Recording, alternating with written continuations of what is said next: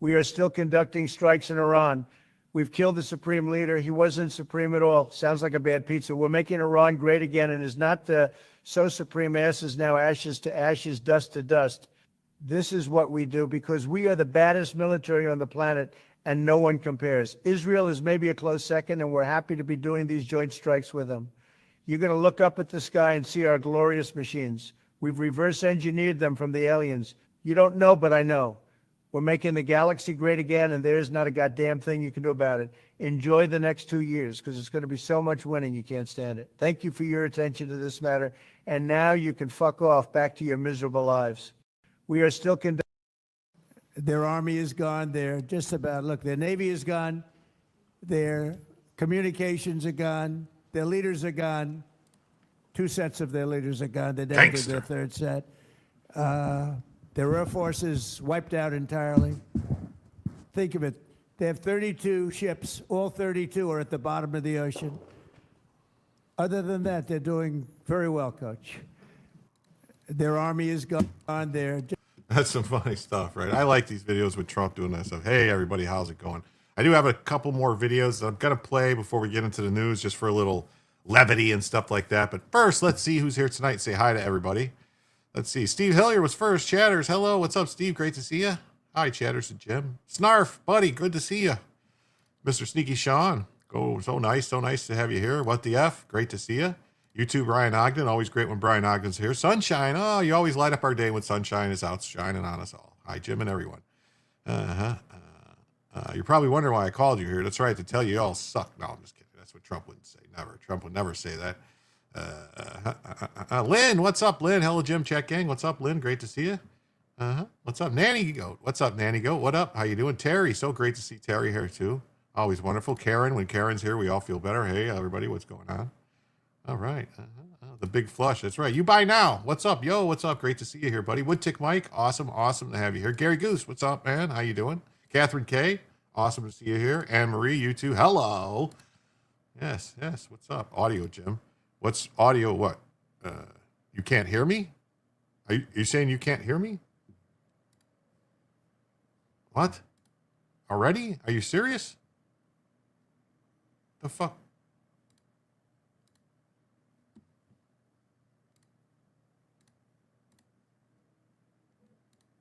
No, it looks good. Audio sounds fine. What? Thought it was me. The audio is in and out. Are you serious? What is going on? It's got to be. YouTube audio is good. All right, I hear you. All right, I don't know. Brian says you're fine. Sound is fine. Okay. Maybe. Hey, Jay Schwartz is here. What's up, Jay Schwartz? Great to see you. Gonna drop and refresh. Okay. It looks to me like I'm loud and clear. I don't know what else I can do. Cindy says it's fine by her too. Karen says it's good. All right. Was it me or the video that you were having a problem with? That's what I would, if you could clarify, that would be great. I don't know. Let me move the mic here, and it looks like I got this thing. Hello, how you doing? Great to see you. We're here on the come around all the ships at sea. Just talk with your mouth closed. Oh, I'll try. 5x5. YouTube is having issues. I think it was easier. Okay. All right. Hey, OTR Smokehouse. Great to see you. Catherine K says I'm good. Talk with your mouth closed. Okay. How you doing? My name is Jim. Is that better? I'm back. Sound is okay now. All right. All right, everybody. Well, everything was good on Luke's end. All right, Luke 12:2. Good to see that. Anyway, before I get to these next videos, which I think might scare some people, or maybe some people will laugh, I don't know. Let's talk about the goal. Everybody knows the way these shows work here on this channel is that they go 2 hours, 2.5 hours, somewhere around 2.5 hours, depending on what we're doing at the moment. But if we get $100 in total across all platforms, Rumble Rants, YouTube Super Chats, gifted memberships, becoming members on Rumble, YouTube, Kick, Twitch, Locals, Coins, and we also have Cash App and PayPal and Ko-Fi, whatever you want to call it. I don't know. It's K-O-F-I. I don't know how it's pronounced. Or Super Tips is posted and linked in the chat, and I change the QR codes occasionally. Once we hit 100, we add 1 extra hour to the show, and then for every 100 that comes in, we add an extra hour to the show. So the show could be 2 hours, 3 hours, 4, 6, 8, 12. You get the point. As long as you guys want the show to go, that's how long the show will go. And you tell me how long you want it to go by the amount of money that comes in to pay for the show to go longer. And then what I like to do is, as an added bonus, where the fuck? Bella left. As an added bonus, when we hit 50, I activate Bellavision for the evening. But as you can see, Bella decided for whatever reason that she wanted to leave and go slay over there again tonight. I don't know. I don't know what's up with her. There she is. There's her little dolly. She carried it with her, and then she ran over there. I don't get it. I don't know why she does that and runs away. But anyway, so once we hit 50, we activate Bellavision for the evening. But if somebody is so generous enough to give $25 or greater in a single individual donation, or it could actually, if the person gives like a 20 and then a 5 immediately, and then we count that too, we'll activate Bellavision automatically. But, also, if someone wanted to, they could give 5 gifted memberships, and then that on either Rumble or YouTube or Kick or Twitch. I don't know how those work, but anyway, those equal more than $25. So that would give us Bellavision for the evening. All right. So let's do this. Let's do this video here, which this video scared me when I saw it, I have to admit. So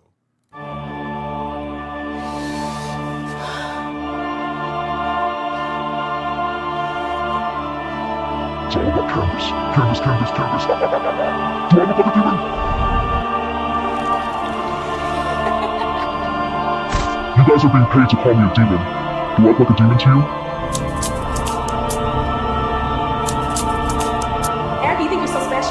you so much. You can't escape me now. Feel the pain in every little bit. Oh, whoa! This is disgusting here.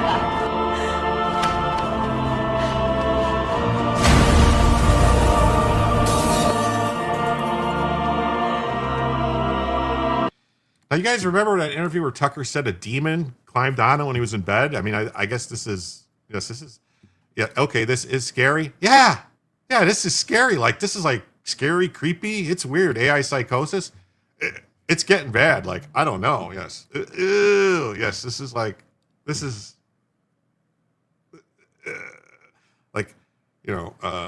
just say Abby's son's dog looks like Bella, carries around Comey's head. I named it. Well, that's awesome. I need a, is it Comey's head or is it just a doll that kind of looks like that? Because I would love to get Comey's head for my dog to carry around. Do you feel that? That's Islam's cock up your ass internally.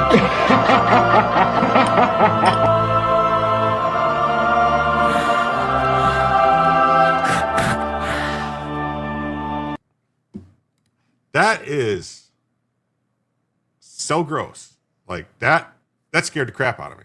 Like, not scared. I mean, it was like, oh my God. Like, who would do this? Yes, oh my, but so descriptive. Yes. It says, okay, enough AI for me this week. Yeah, that's what I'm saying. That's what I'm saying. Enough AI. So how's everybody doing? It's Friday night, and we're feeling kind of sporty. We went to the bar and copped me a 40. I got kind of high and kind of drunk, so I'm not going to sing the rest of the song. Never mind. Creepy, yes, creepy. What is it? It's just it's just a demon rat. It's just a demon rat. Weird. That's very weird. Yes, very weird. The Narrow Way. Great to see you too. None of your business. Oh, sorry I'm late. I can't believe you started without me. I thought that you were already here. It's a bare face, no doubt. Comey, Lala, it's a ball with spikes. She loves it. Okay. Cool. Anyway, let's what do we want to say? Let's get into some news tonight. How's it going? Let's do that. So and I have some news that was from yesterday because Joe didn't cover it yesterday on his show, and it's stuff that I thought we needed to be covered. And then I have stuff from today, so it's intermingled in. So just so we're clear. So Iran war powers resolution voted down in the House. So it was voted down in the Senate and voted down in the House. So it looks like Congress doesn't care. I mean, the majority of Congress doesn't care what's going on. They approve of it because they didn't vote to disapprove it. The Iran War Powers Resolution failed to pass a vote in the U.S. House of Representatives today. The War Powers Resolution was rejected, 219 nays to 212 yays. Yes, it's brown acid flashbacks from Woodstock, yes. Well, that was why they made the announcement at Woodstock. Don't take the brown acid. It's bad. Don't take the brown acid. It's bad.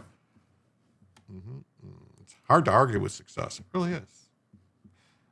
The bill title and description directing the president pursuant to Section 5C of the War Powers Resolution to remove United States armed forces from unauthorized hostilities in the Islamic Republic of Iran. The vote failed the day after a similar bid failed in the U.S. Senate. All Republicans voted against the resolution except for Thomas Massey and Warren Davidson of Ohio. So who is Warren Davidson? We're going to have to look into Warren Davidson and find out why he hasn't been primaried yet. Hey, H.J. Remy, great to see you. Thanks for being here. Take note of those who voted for it. That's right. Thomas Massey and Davidson. Wavy Gravy. That's right. Wavy Gravy was a Grateful Dead guy. No, he wasn't a Grateful Dead guy. Wasn't he a guy that followed him around like not a roadie, but like a, what's it called? Star. I don't know. Yes, USA. Yes. Hey, what's up? Hey, Grand VT, what's up? How you doing, Queen? What's up? Hey, Jim. Hey, all. Davidson is awful. I don't know anything about him. I guess I'm going to have to look into him. I think Trump has 60 days for the Operation Epstein's Fury, then has to ask for another 30 days, but I don't see it lasting more than a month. Yes. Bellavision, $25. Yeah, why did something come in? Oh, gee, I am so sorry, Ag. I did not see that. I apologize. Wow, that was loud. That was loud. I was loud to me, so I know it had to be loud to you guys. Thank you so much. And with that, we activate Bellavision, and there she is. She's not in her bed. She's laying on the rug. I don't know why she's laying on the rug, but I really thank you. Yes. Deadhead. Well, yeah, he was a deadhead, but he wasn't like he was a deadhead, but he wasn't like just a normal fan. He was a guy that was like followed him everywhere. I believe he was like a super fan. That's what I was looking for. Super fan. Yes, he was at Woodstock saying not to take the bad acid. No problem. Well, thank you. Oh yes, I like that eagle roll flag pattern. Yeah, that's really nice. Yes, woohoo, Bellavision. That's right. So let me fix the banner. So that means now we are just $75 away from a first additional hour of the show. I thank you all so much. Yes, Bella's about that rug life. Oh, look at this. Who's handsome for 10 says, good evening all. Happy Friday. Thank you. Thank you so much. I appreciate it. And with that, that means we are now just $65 away from adding a first additional hour of the show. I hope everyone's okay with the show starting a little early tonight. You know, guys, let me know what you think. If you think 9 o'clock's too early to start on a Friday night, or if you think I could start earlier, if you think I should start at 8 or something. Because Friday nights looks like it's the night where I can start pretty much any time I want. I can start at 7, 8, 9, 10, whatever. So, Friday night looks like the night I probably won't have my grandkids at all. Tonight they're not even here, so I don't have to worry.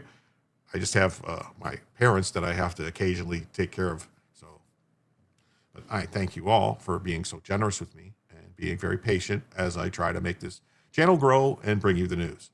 Yes, thank you for Bella. Yes, thank you. Hi, everyone. Sharkman, great to see you. Yes, thank you. Ag. Does Bella do tricks? Yes, mainly her best trick and the one that she does all the time is play dead. Like right now. There she is. She's playing dead. That's her trick. But she can do all types of other stuff. She can give paw. She can sit. She can bark. She can beg. She can sit up on her back legs. She can roll over. She can do a lot of stuff. But mainly she just does this where she just lays there and doesn't move until she gets hungry, and then she moves. Groups. What does that mean, groups? 9 is good. Okay, perfect timing. I love 9 o'clock Friday night. Okay. All right, so let's see. So two-faced demon rats have criticized Trump for launching strikes without congressional approval and questioning whether the U.S. faced the kind of imminent threat that would legally allow him to take military action and on his own. You're ignoring now. I don't know what that means. Groupie. Oh, groupie. That was the word. Groupie. You're right. Groupie. That was the word I was looking for. Perfect. I'm sorry. I don't know what you're ignoring now. She's ignoring me now, or you're ignoring me now? Of course, the demon rat said absolutely nothing during Barack Obama's presidency when he bombed 7 different countries without congressional approval. Oh, thank you. She can ballerina. Yeah, she's a ballerina, and she's doing the tricks right now. Barack Hussein Obama. Let's not forget his middle name was Hussein. Hussein. Insane in the Hussein. He dropped more than 26,000 bombs on 7 countries without congressional approval. Yes, that's right, Terry. This is the bestest chat on the interwebs. It is. Bella's ignoring. Well, she does do that. I mean, I could get her attention, but then she's going to move, and then I have to work the camera and all that stuff. Ooh, that's gross looking. The U.S. and Israel have launched attacks on Iran on Saturday. 6 days ago, Iranian leader Ayatollah Khamenei was killed in the bombings on the first day of the war.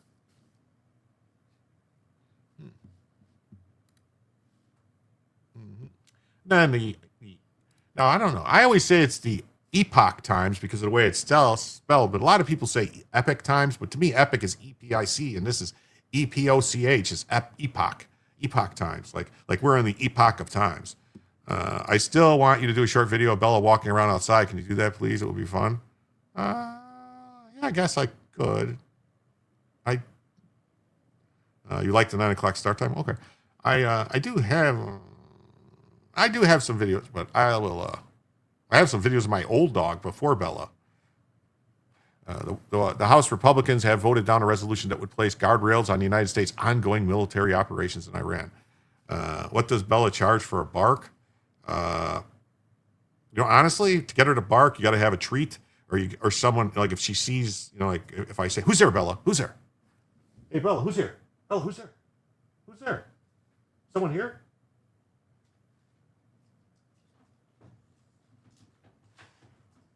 Who's there? Who's there?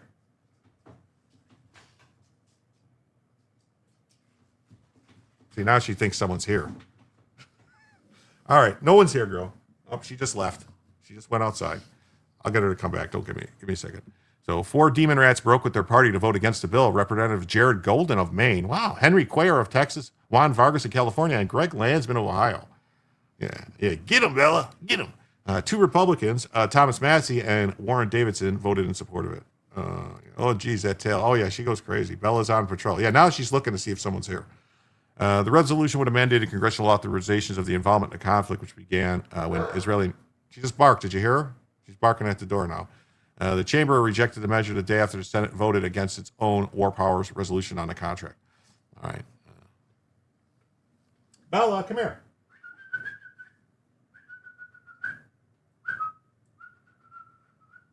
Come here, girl. Come on. The Senate measure failed 47 to 53. All Senate Republicans, except for Rand Paul,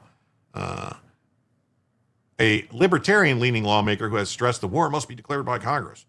Every Democrat in the Senate voted to supported the resolution, except for Senator John Fetterman. Days ahead of the vote, Fetterman, a strong pro-Israel Democrat, described himself as a hard no. Following the unsuccessful House vote, Representative Chris DeLuzio told reporters that Fetterman and other members of Congress refused to step up and support his war powers resolution are in the wrong. Oh, wow. Hey, Wrench Turner, great to see you. Lenny Lou, how you doing? Yeah, she had someone in mind she was hoping to see. Yeah, well. Article 1 of the U.S. Constitution gives Congress the power to declare war, yet Article 2 makes the President the Commander-in-Chief of the Army and Navy, granting him a scope of authority that gradually widened during the later half of the 20th century. You're missing extra income streams with Bella? Maybe. I disagree with this statement, though, that this widened during the latter half of the 20th century. There was tons, like, the first time, I believe, that George Washington sent troops into battle after we were a country, I don't believe Congress approved it. Just saying, And when we sent the Marines to Tripoli, there's that whole, from the halls of Montezuma to the shores of Tripoli, we will fight our country's battles on the land and on the sea. We will fight for right and freedom. Anyway, I'm not going to sing the whole song, but the point is that when we sent the Marines, there was no declaration of war. They sent them there and basically said, they're going to attack us. We have to attack them first. That's what happened. So, and that was like 1795, I think, or 17, maybe 1800, somewhere on there. I don't know exactly when that happened. I could look into it, but I know it happened. I know what happened. I just don't know the year. So, hooah, that's right. The reason why surprise attacks are called surprise. Exactly. Fighting pirates, I think. Yes, they were pirates, but they were sanctioned by the Saracens. I don't know if they were called Ottomans at the time, but they were like Saracens, Ottomans, Muslim, Turks, whatever, out of Libya and other things like different. The Barbary pirates. Glenn Beck has a great book about the unknown nuances of history. Yeah, so that's why I don't buy their baloney, their bull crapaloni, as they would say. He said notification provided to Congress in a briefing after the strike showed that the president was well within his Article 2 authority to go out there and defend the United States. Let me fix this camera and then let me get Bella back because she needs to be in here. I will get her back.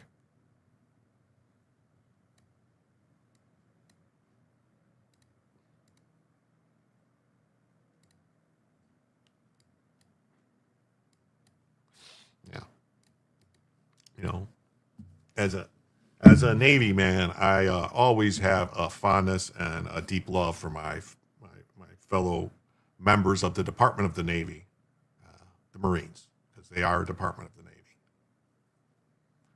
Some people say they're the men's Department of the Navy, but I won't go that far. I met, they're pretty awesome though, hardcore dudes. So Brian Mast, who chairs the House Foreign Affairs Committee, defended the legality of the operation in an NBC News interview, saying they amounted to self-defense against Iranian provocations. Good afternoon, Charvan. How you doing? Yeah, Semper Fi. Yes. Yes, always faithful. He said notification provided to Congress in a briefing after the strike showed that the president was well within his Article 2 authority to go out there and defend the United States against imminent threat, which he was doing. Rep. Nancy Pelosi, a former Speaker of the House, said on the House floor before the vote that the chamber was having two debates. One of the is a debate as to the Constitution, and the other one is whether Iran should have a nuclear weapon, which they all agree they should not. And we agree they shouldn't, but we just don't want to do anything about it, or at least not this president do anything about it. Like the Democrats would actually let them get the nuclear weapon. They go, well, now we can't do anything about it because they have a weapon. But that doesn't mean the Constitution should be a casualty because you want to take a shortcut to war. Oh, well, Nancy Pelosi actually is on tape saying like, oh, no, the president doesn't need this when it was Obama. So Jim Hines, ranking member of the House Intelligence Committee, told reporters that the briefing he received has not been friendly to the administration's explanations to the American people. Well, I don't understand what you mean. It's not been friendly. So they want him to give classified information to the American people? I don't understand. They give the briefing to Congress. It's classified with classified information that they don't publish to everybody. So, hey, Laura Blades, how are you doing? I didn't see you until now. Just nice to see you. Thank you so much for being here. Landsman, one of the demon rats who did not support the resolution, explained he was thinking in an interview before the vote took place, saying he has an alternative resolution that makes it clear the troops can remain in the region. This is not good policy. What's better policy is allow the military and our allies to finish this particular operation. Well, yeah, I mean, like I've said, and many people that I know said, even the guys on Future Conflict already said, is we do not want U.S. troops occupying Iran. I don't want us going in there rebuilding or anything like that. Like, wouldn't have a problem if after a new government took over, if the new government wanted, I don't even want to get into that because people are going to get upset, but wanted us to maybe open a base there or something like that to help them, or go in and help them do business with them or stuff like that. If a new government was actual Persians, not wackadoo Muslims, then I could see that. But as far as us going in there, no more Iraq, no more Afghanistan, no forever wars. But as of yet, this is not a forever war. This is a kick the shit out of them and leave war, as far as I can tell. If it changes, then I will be I don't agree with this. So,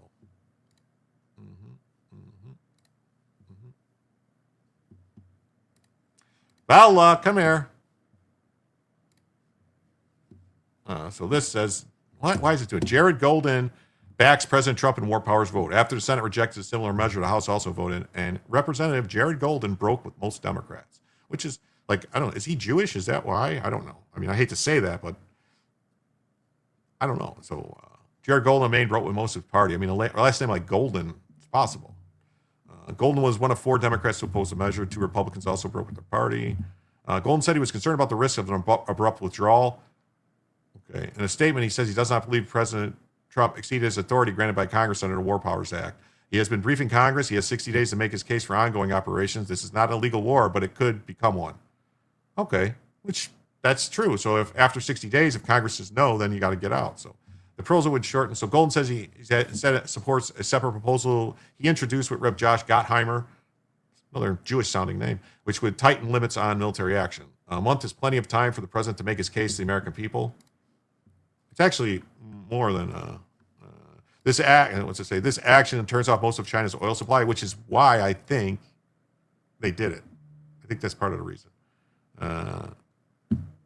Terminator says regime change without boots on the ground is simply not possible. Yes, but the boots on the ground. Why does it have to be U.S. boots? Why can't it be Kurdish boots?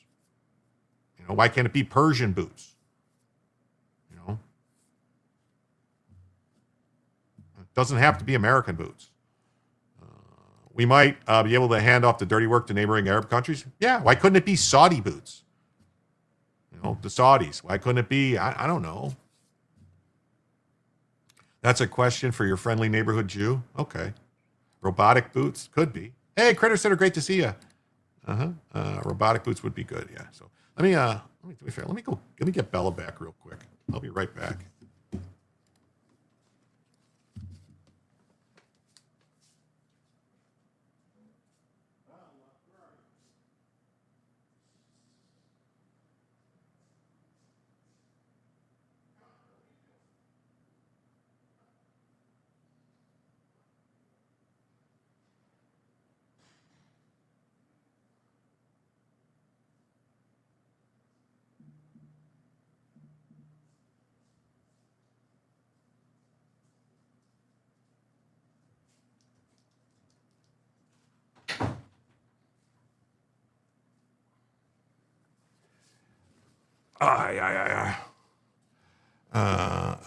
Chair stream, everybody riot. No, it's going to be fine. Trump in here for 25. Thank you, Trump in here. I can't tell. Was that too loud or too quiet? For some reason, I'm not hearing anything. It's hilarious that Bella scampered. Well, she did. Thank you so much, Trump in here. She did that because I said someone was here. And so when she thinks someone's here, she was staring, just sitting at the door, waiting like this, like waiting to see if someone's coming in the door.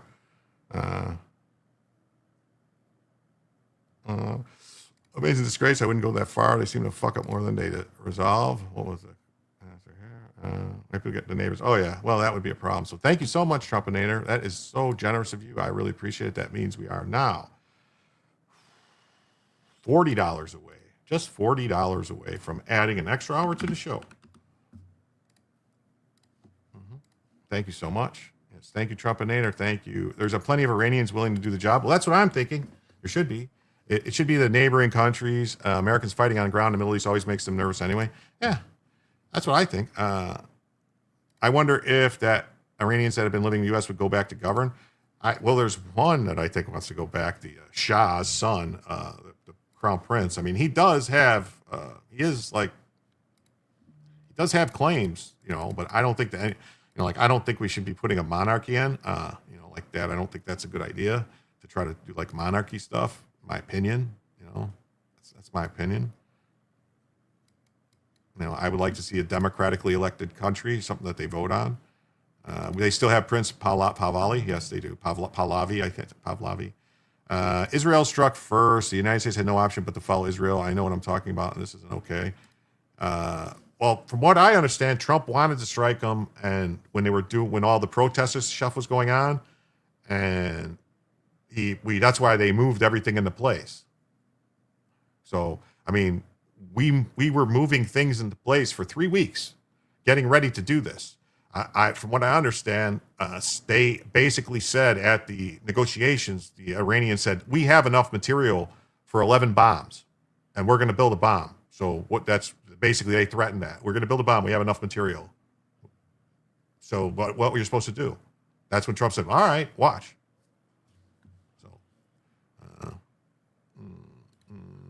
They won't have a meddlesome Congress with ridiculous engagement policies. Yeah. We should not put anyone in another country. Correct. We should not do it. The people have to do it. I'm for freeing the Persians from Islamic rule. I'm also for freeing the slaves in Southeast Asia. Yes, I think that's going to happen soon. It's got to be like one thing at a time. So the proposal they have would shorten the president's timeline for military action from 60 days to 30 days. So right now, according to the War Powers Act, it's 60 days, and then you can get an extension of 30 days. So they want to pass something saying, no, we're going to make it just 30 days. I don't know.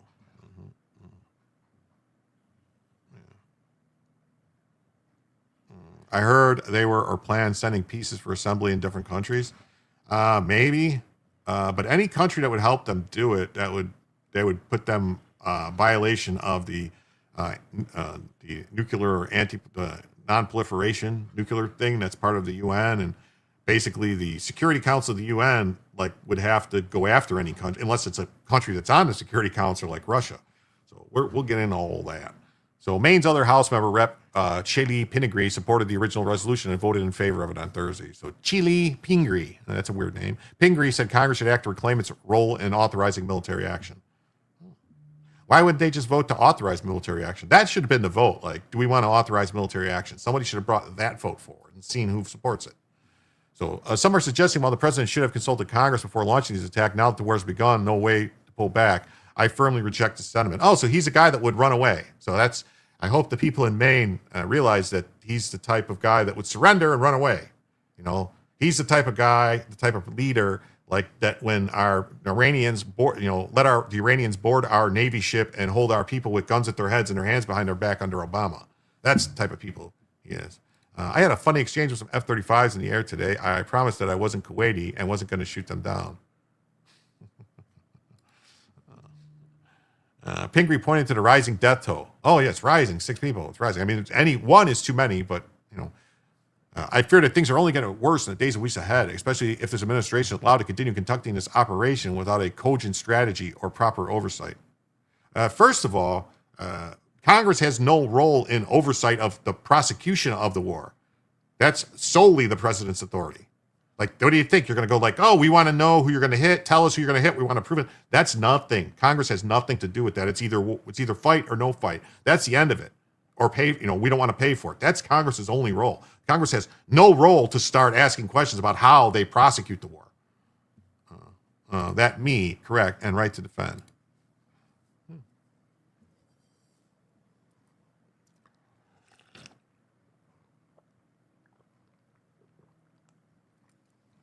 Yeah. So, all righty. All right, now we got this story came out today. Trump vows no peace with Iran before unconditional surrender. That's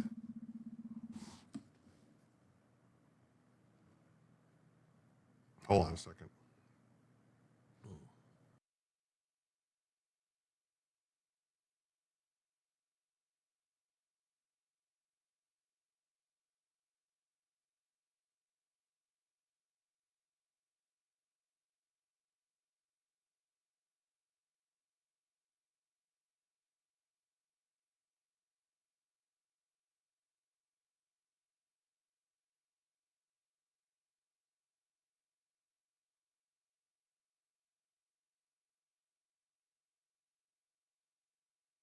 Sorry about that.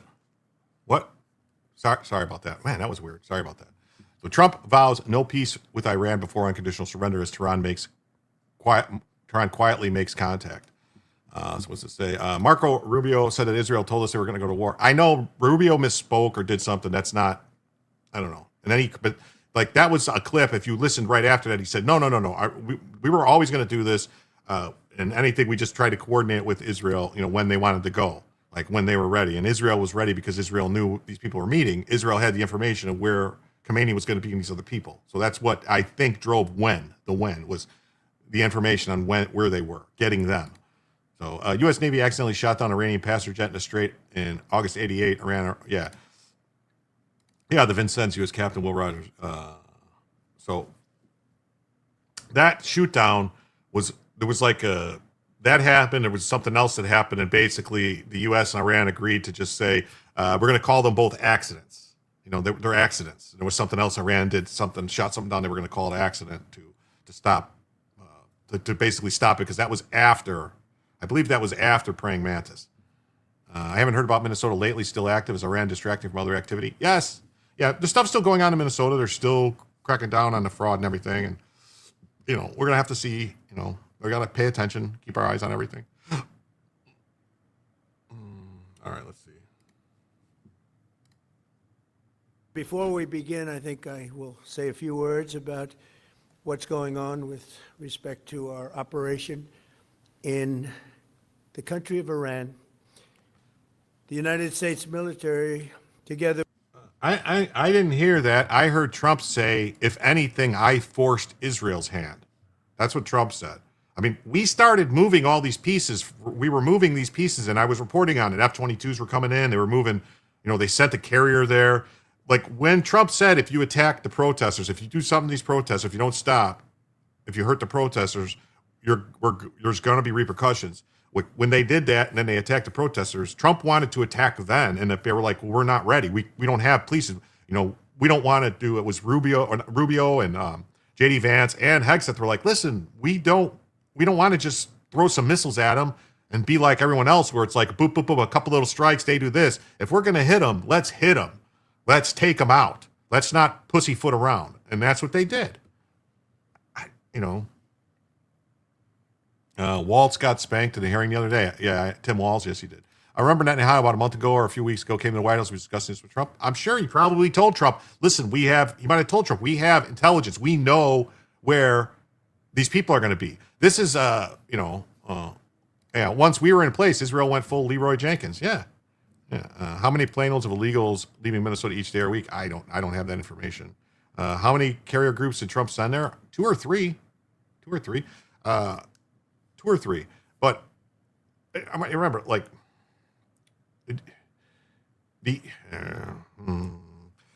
how's the best way to put this? this is all ties together with the stuff we were hearing about the AI companies, you know, the, what was it, Claude AI, Anthropic being pissed off because they knew we were using, yes, Venezuela was the start. Yes, it was. Venezuela was the first domino. Cut off Venezuela, then go to Iran, because this is all about China too. This is actually 4D chess stuff. This really is. This is like, but if you, that's why these AI companies were pissed because they're using the AI to figure out where people are. Like, all right, what's their patterns? When can we get these people? That's how they got Maduro. They used the AI to determine where Maduro was going to be and the best, you know what I mean? The best time, all that stuff. And AI companies like, we don't want you using it for that. And it's like, fuck you. We can use it for what we want. We're not using it to kill people. We're just using it to give us information. We still have to make the decision what to do.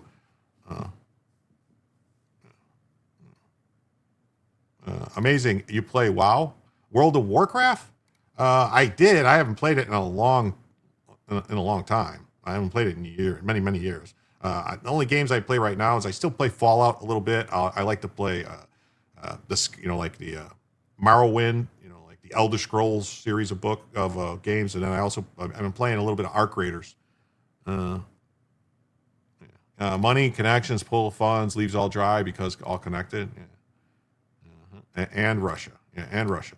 Well, yeah, this is about, you know, getting Russia to do some stuff. So we'll see. Yeah, hitting Iran will choke Russia. Yeah, it can. Yeah, it's a problem for Russia because Russia was getting a lot of these drones that they were using supposedly from Iran. So if Iran can't make the drones to give to Russia, the Leroy Jenkins got me. Yeah. With the wonderful. And if anyone can't hear it, or if it needs to be louder, just tell me. Totally demolish the enemy far ahead of schedule. Yeah, PvP and ARC is a little crazy. Seen before, actually. We're destroying more of Iran's missiles and drone capability every single hour, knocking them out like nobody thought was possible. As soon as they set off. Are you black-pilled Trumpinator? Come on. Have a little confidence. Have a little faith in Trump. Just a little faith in Trump. They don't know what's That's happening. All. I put some faith in Trump. I'll wait and see.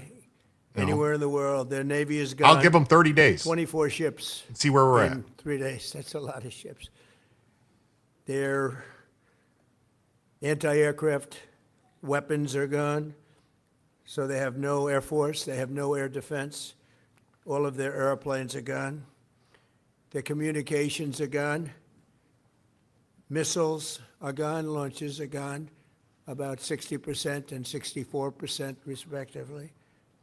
Other than that, they're doing quite well. I said, what's left? But they're tough, and they want to fight. And they're calling, they're saying, how do we make a deal? I said, you're being a little bit late, and we want to fight now more than they do. We've had 47 years, depending on the way you count it, but 47 years of horror with this group. And, when you see somebody walking down the street without their legs, without the arms, whose face is so badly affected and hurt, it mostly came from 95% Soleimani and Iran. And we, other presidents, lived with it. I didn't live with it. And so our people are doing a great job. Again, the greatest military anyone's seen. Thank you.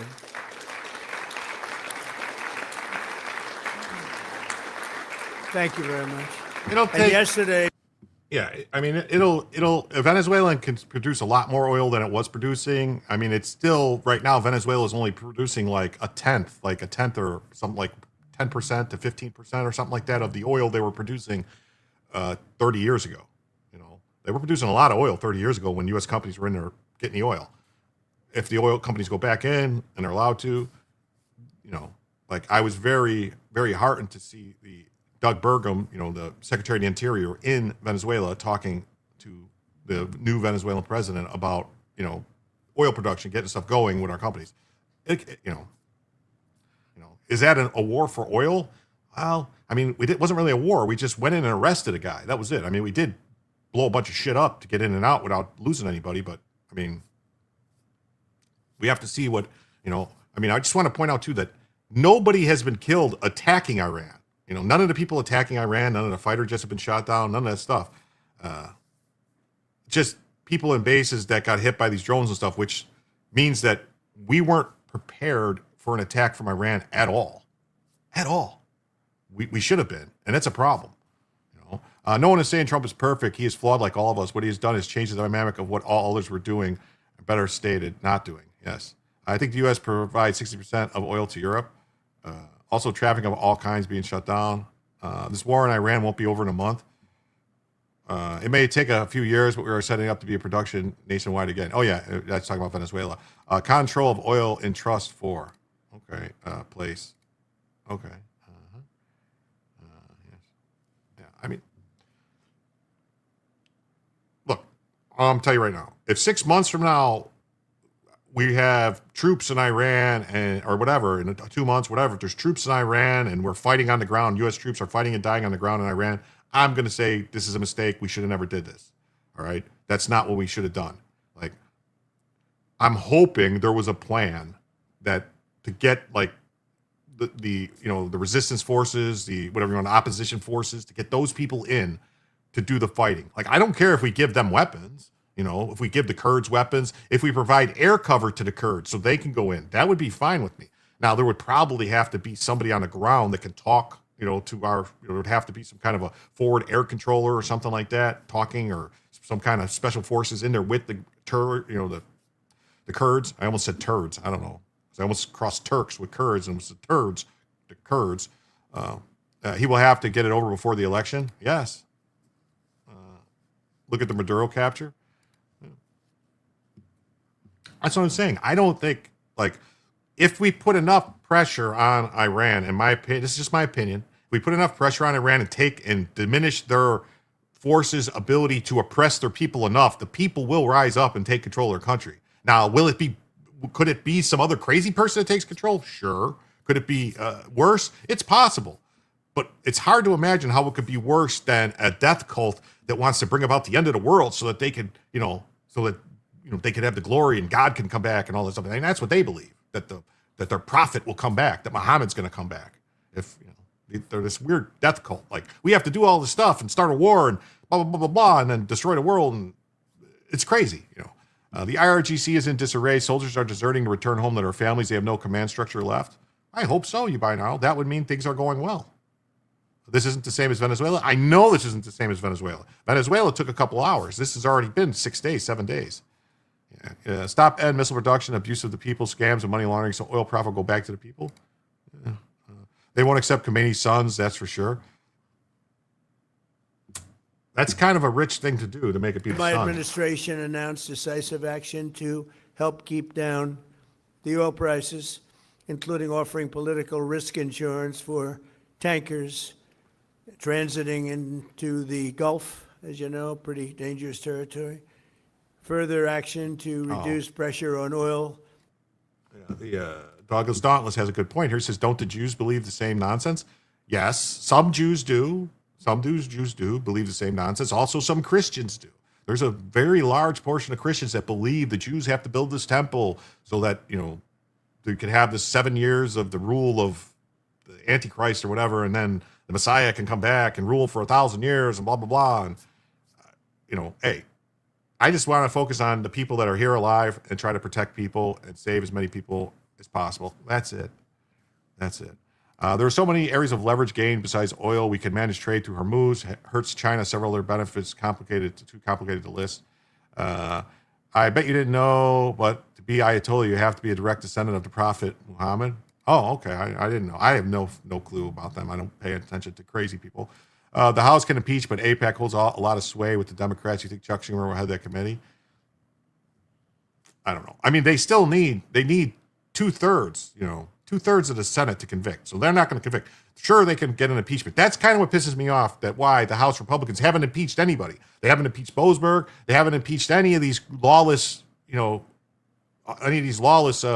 judges, because they go, we don't have the votes. The Democrats don't give a fuck about not having the votes in the Senate. They just want to be able to say it. Sheeple are sheeple. Why should it be? They are just led around by their nose, you see. Haven't heard about the red heifer in a while. Wonder where that's at. I know they were trying to get one built, do one through genetics. I don't know if that's cheating, but then again, some people like to cheat because they put wires to say as long as you're inside this wire, it's like you're in your house still. Anyway, you love Depeche Mode? Yes. My favorite Depeche Mode album is Violator. Just going to put that out there. Violator. Is eminent, and the oil seems to have pretty much stabilized. We had it very low, but I had to take this little detour if it's okay with everybody. Scott, it's okay with you? Scott's the one who has to put up with it. He said, you have to do this now? I said, I have to do it, Scott, right? But it's been very strong, and everybody, including Scott, everybody feels we had really no choice. They were gonna hit us if we didn't hit them, because they're crazy.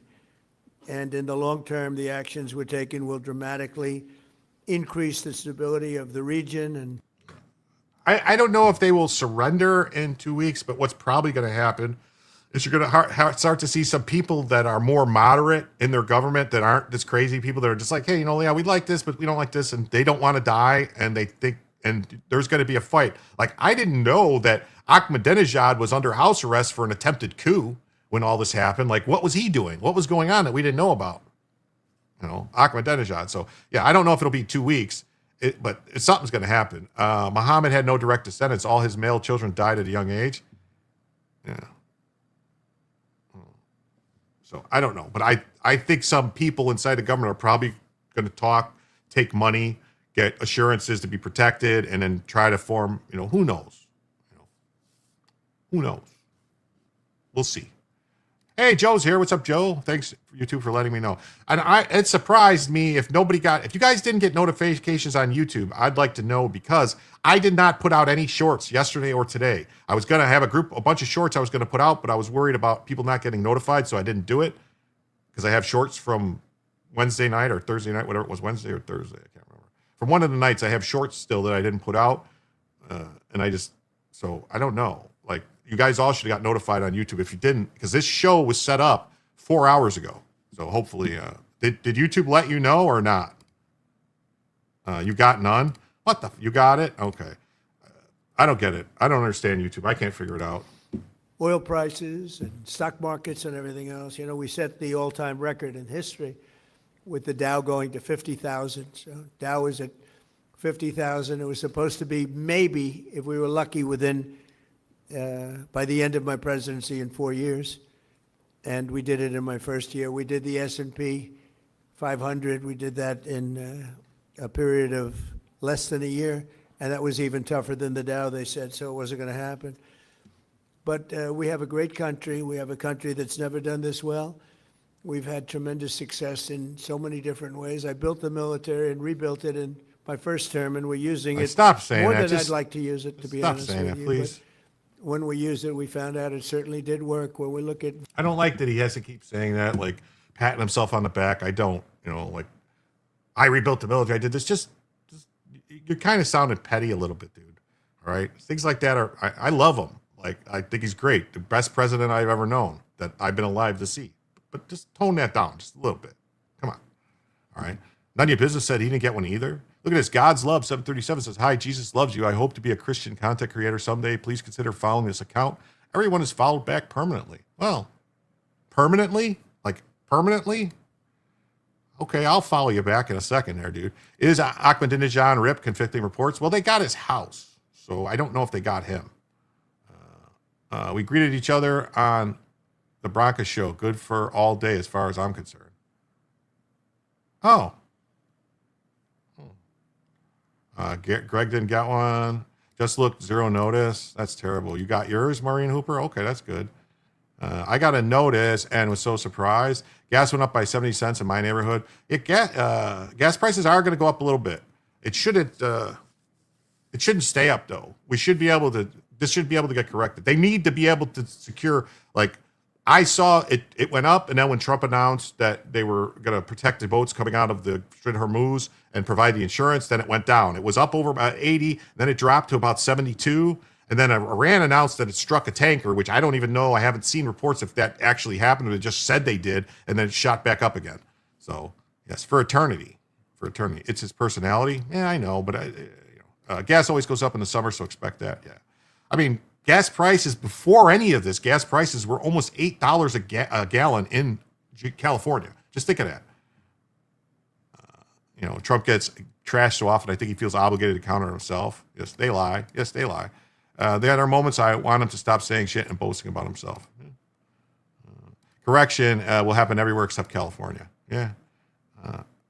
How much profits are gas companies getting now? 800%? I hope not. It seems weird. It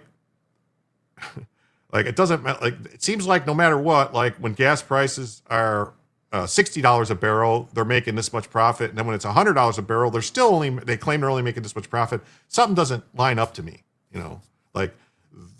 It doesn't cost any. Why California has ports? Yeah, ports. Where's the oil going to come from? There's no way to get there's no way to get the oil there in the Pacific Ocean. I don't think we have ports. I don't think we have ports on Alaska to take the oil by ship away from Alaska. As far as what I know is that there's pipelines from Alaska that come down through Canada and into the U.S. If I'm wrong, I'm wrong, but I think that's why. And California had refineries, and they got rid of all the refineries, so that's why it's a problem, because gas actually has to be transported into California.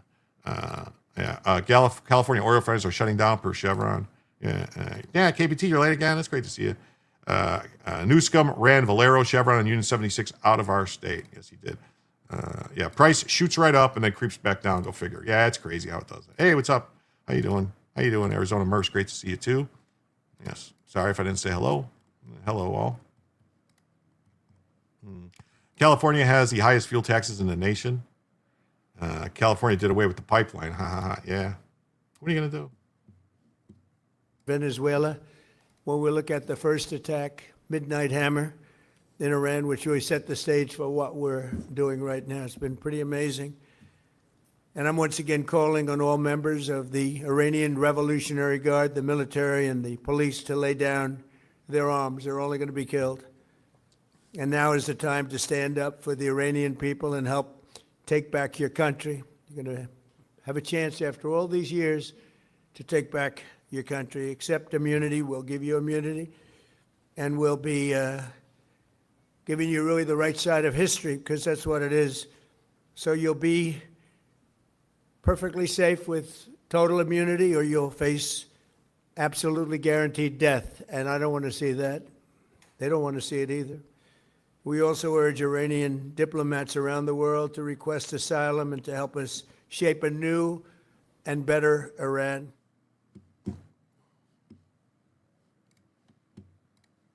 This is outperform yesterday. Oh, all right. So we're gonna read this one second. I want to go a couple things in the chat. KBT says work late, had to clean off my tools and then myself. Yes, we do need to build more refineries. Yes, we do need to build refineries. I don't think there's been a refinery built in the U.S. since the 70s. They just keep closing them down. Yeah. And then Joe says, one of my issues with Trump is he never says my team or we. It's always I did this and that. Maybe it's my years as a boss. I always credit my team, even if I was the one doing it, but I get him. Yeah. I mean, that's like other people were involved in the rebuilding of the military. I mean, Congress had to approve the funding, so it would be, we, the Republicans, did it, And it's been the way since I was a little kid. It's always been the way. Republicans would try to rebuild the military and build up force. Democrats would come in and take it away. I mean, Reagan built it up, Bush built it up, and then Clinton took it down. Then George W. Bush built it up. Obama took it down. Trump built it up. Biden took it down. Trump built it up. I mean, that's just been the way it's been. At least that's my perception. Maybe I'm wrong. President Trump vowed on Friday that there would be no peace until Iran's unconditional surrender, as an administration insider revealed to the Post that Tehran is attempting to establish back-channel talks and a sign the regime is feeling the pain. There will be no deal except unconditional surrender, the president said on Truth. After that, a selection of great and acceptable leaders. We have so many on our wonderful, very brave allies and partners who will work tirelessly to bring Iran back from the brink of destruction and making it economically bigger, better, and stronger than ever before. There's a big energy infrastructure bill coming. We need refineries and nuclear network build-outs. Yeah. I think they're trying to work on these portable reactors that they could be flown in, like mini react, like not mini, but like mini reactors. Okay, like small reactors that they can just pick up with a helicopter and fly in to produce like 100 kilowatts or something like that, or maybe a megawatt. I don't like not. I got to look more into it. I know they're not huge, like they can't power a city, but they could power like 10 blocks or something like that to be used for like small modular reactors. Yes, that's what they're working on, because they could actually be flown in if there's like a power outage somewhere or something gets messed up and knocked out. They could fly that in instead of running like actual diesel generators. They could run these and they could just run and run and run and run and run. The DOE is working on it. Yeah, project in Idaho. Yeah. Do we ever find out what the discombobulator is? It's some kind of radio wave or something. Maybe they finally figured out what the brown note was. Does everyone know what the brown note is? Iran will have a great future. Make Iran great again. Miga. Tehran, meanwhile, has made multiple reach outs to the administration since the U.S.-Israeli military campaign started on Saturday, the administration official told the Post. He says, I don't agree with immunity. Some of these people committed heinous crimes, and having the athletes there may not be the moment for that type of speech, no matter what reporters ask. EMP, maybe, but not. Like an EMP is a little different. For your information, Bush closed 28 bases in 91. Yeah, that actually was Congress that did that. That was Congress that did that in 91. But was it 91? I thought it was 92, Brian Ogden. Because that's when I started seeing seeing people get told, hey, we'll give you this, we'll give you this if you just get out, and then they stopped giving, when I went in, they were giving bonuses to people to come in. They were giving bonuses to people to re-up. They were giving all this stuff like do this. And then it just was like, yeah, no, we don't really care. We don't really care if you stay, just go away. They were telling people, oh, well, you could, if you want, leave early. It says the brown note is a legendary unproven infrasonic frequency, typically 5 to 9 hertz, rumored to cause immediate loss of bowel control by resonating with the human body. They trying to impeach Trump again? I think that's what they're going to try to do. Trump's first term, I sent emails suggesting no caps and avoid explanation points. Then I read cue boards. Game changer. This is not politics as usual. I know first was 88, maybe 92. Yeah, no, I know 88 there was some, but that was just because that was all to do with like the Cold War stuff. Like there was a lot of Cold War bases that once the wall came down in 89 and the Soviet Union fell and then the wall came down, all this stuff happened. That they were scaling back a lot of stuff. But I mean, like they closed like tons of bases in the U.S. in 92, 93, 94, 95. Like why were we closing bases in the U.S.? That doesn't make any sense. In 92, the base closings were law already. I got paid to leave the Army, so I joined the reserves and avoided the Clinton acts. Yeah. Like I said, I knew a ton of people that got axed out because of Clinton. A ton. Like I knew guys that were in 18 years and basically they wouldn't let them re-up. And they're like, no, you got to go. And they're like, wait, no, I want to get my 20. No, you're not getting your 20. Get out. It was crazy. The overtures signaled to the U.S.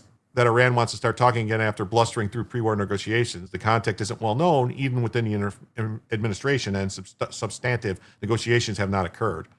As Trump demands the right to pick Iran's next leader. Did he say that he wants to pick their next leader?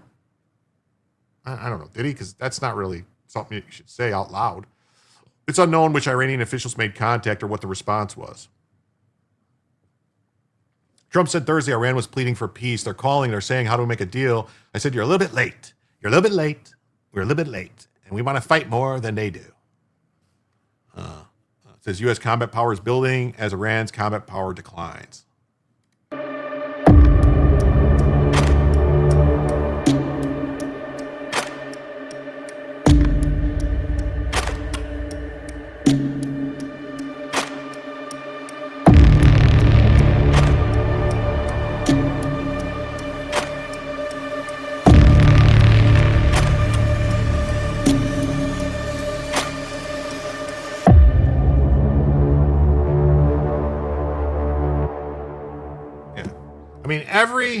Every single launcher that's destroyed is what is she chewing on? Bella, Bella.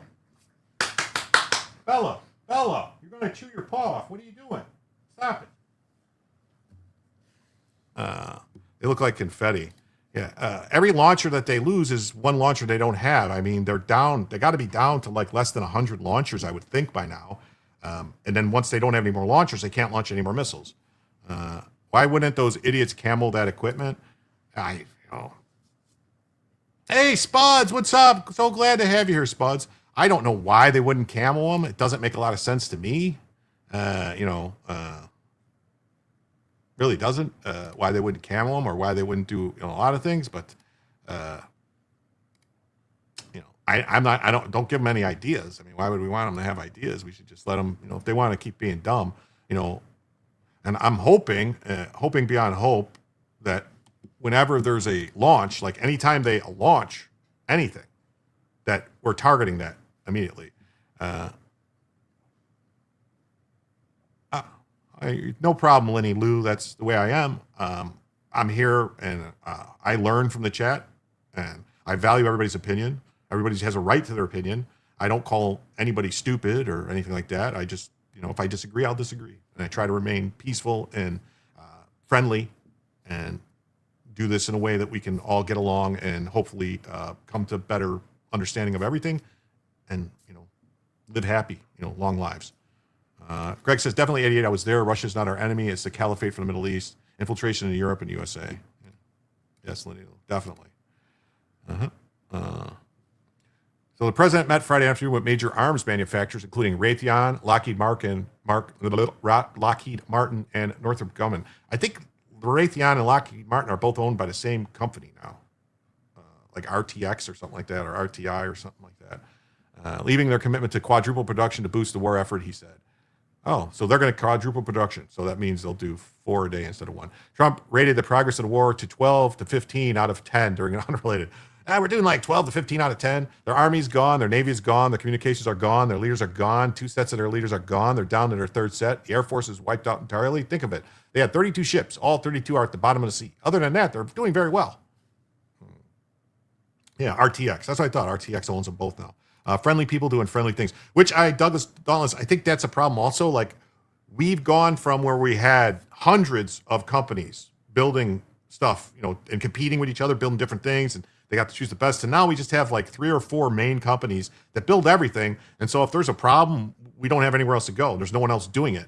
And it's become so expensive, and the time frames and the R&D is so outlandish that no one else is trying to do it. I mean, there is a couple startups now. I did see there's a startup, some guys that left like SpaceX or something or somewhere, and they're starting up their own, like, to build missiles that instead of being $1 million a piece, they'll be like 100,000 to 200,000. GE and Pratt and Whitney, are they separate or are they the same now? Spuds, I agree, and I think soon we'll be traveling these beautiful places to share their culture. And you know what? If I'm able to go to Iran in 5 years or something on a vacation and not get killed, that'd be great. That'd be great. Hey, look at Terry comes in for 2. Thank you, Terry. Was that really loud? What? Was that really loud? Because it sounded really loud to me. That's crazy. I'm sorry if that was really loud. I'll turn it down. Wow. Secretary of State Marco Rubio told the Arab League. Oh, let me fix this. I forgot to fix it. So, yeah. So now we are just $38 away. $38 away from adding an extra hour to the show. Thank you all so much. So much. Marco Rubio said that there currently isn't any U.S. dialogue with Iran, and talks could now could undermine the military mission. Iranian officials rebuffed U.S. offers last Thursday to facilitate civilian nuclear energy and lift crippling sanctions, prompting Trump to authorize the largest American military operation in a generation to cripple the country's military and take out its leadership. Yeah. Says Lockheed and Raytheon are separate companies. Well, they're owned by the same company. There are separate companies, but they're owned by, well, that's like saying that, it's the same thing in like food. Like there's like all these food companies, but they're owned by a main parent company. Testing sound. Okay. Brian Ogden with a gifted membership. Thank you all so much. Wow. Let's see who got that membership from Brian Ogden. It says that Mr. Don Quixote got the gifted membership. So thank you. And with that, that means we are now just $32. $32. away from adding an extra hour to the show. Thank you all so much. Such a great night. You guys are doing great. Thank you.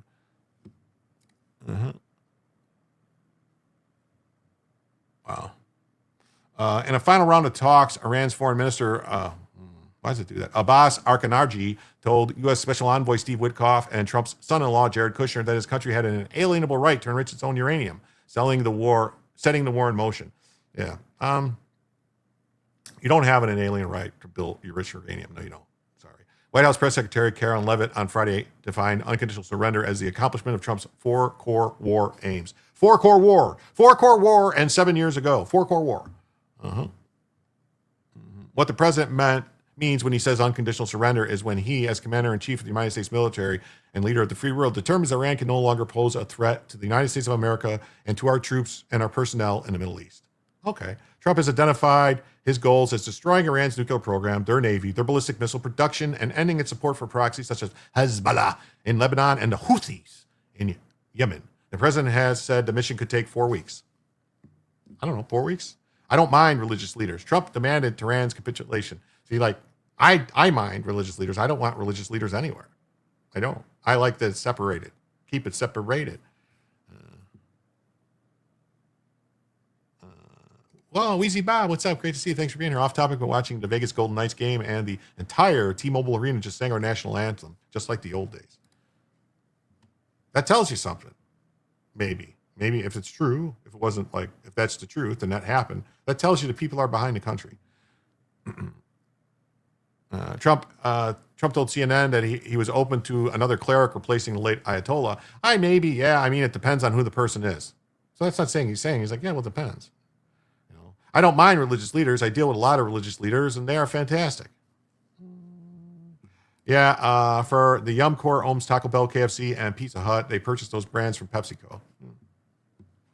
The president went on to say that he would not insist on Iran become a democracy. There has to be a leader that's going to be fair and just. Just do a great job. Treat the United States and Israel well, and treat the other countries in the Middle East. They're all our partners. That is the true meaning of separation of church and state, not about praying in schools.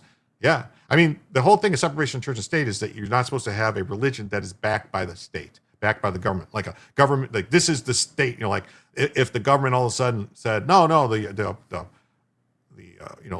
Episcopal Church or the Protestant Church or whatever, the Catholic Church, that's the state church, and all other churches aren't the real churches. This is the real church. That would be a problem. Wouldn't it make sense to keep our military strong, no matter if a Dem or Republican, as it would be right for the U.S.? Obviously, it's not that simple. Yeah, form a republic. Yeah, not a democracy. It should be a republic. Yeah, we don't want a democracy. We want a republic. Yeah. So the former host of The Apprentice. Oh, what is wrong? The former host of The Apprentice. Oh, he was president for 4 years and now he's president again. Now I want a McDonald's Coca-Cola. McDonald's Coca-Cola is the best, really. It is. Best Coca-Cola you can get. It's better than getting it out of, tasting wise, I think, in my opinion. I could be wrong. Has anyone tried the new Big Arch from McDonald's? I just realized they just have found out last night they got a new burger called the Big Arch for a limited time. It's some secret, different sauce. It's like a Big Mac, but different. I don't know. Pretty sure Lockheed's independent. Raytheon merged with Collins Aerospace and Pratt & Whitney. Okay. Hey there. Thanks for being here. Thanks for being here, Renee. It's always great to see you, even if you're a little late. Then there are the companies that own the property they function on. Okay. Now I want one too. Rant. Let's see. Rant. Spuds. Spuds says, let's go. Well, thank you, Spuds. Thank you, Spuds. Thank you. Thank you, Spuds. I only eat Five Guys burgers, expensive but good. Yes, Five Guys burgers are really, really good. They are expensive though. Shake Shack is really good. Smash Burger's good. Culver's is good. A grilled burrito would be nice. You guys are going to make me hungry. I had what's called a roll steak for dinner tonight. It's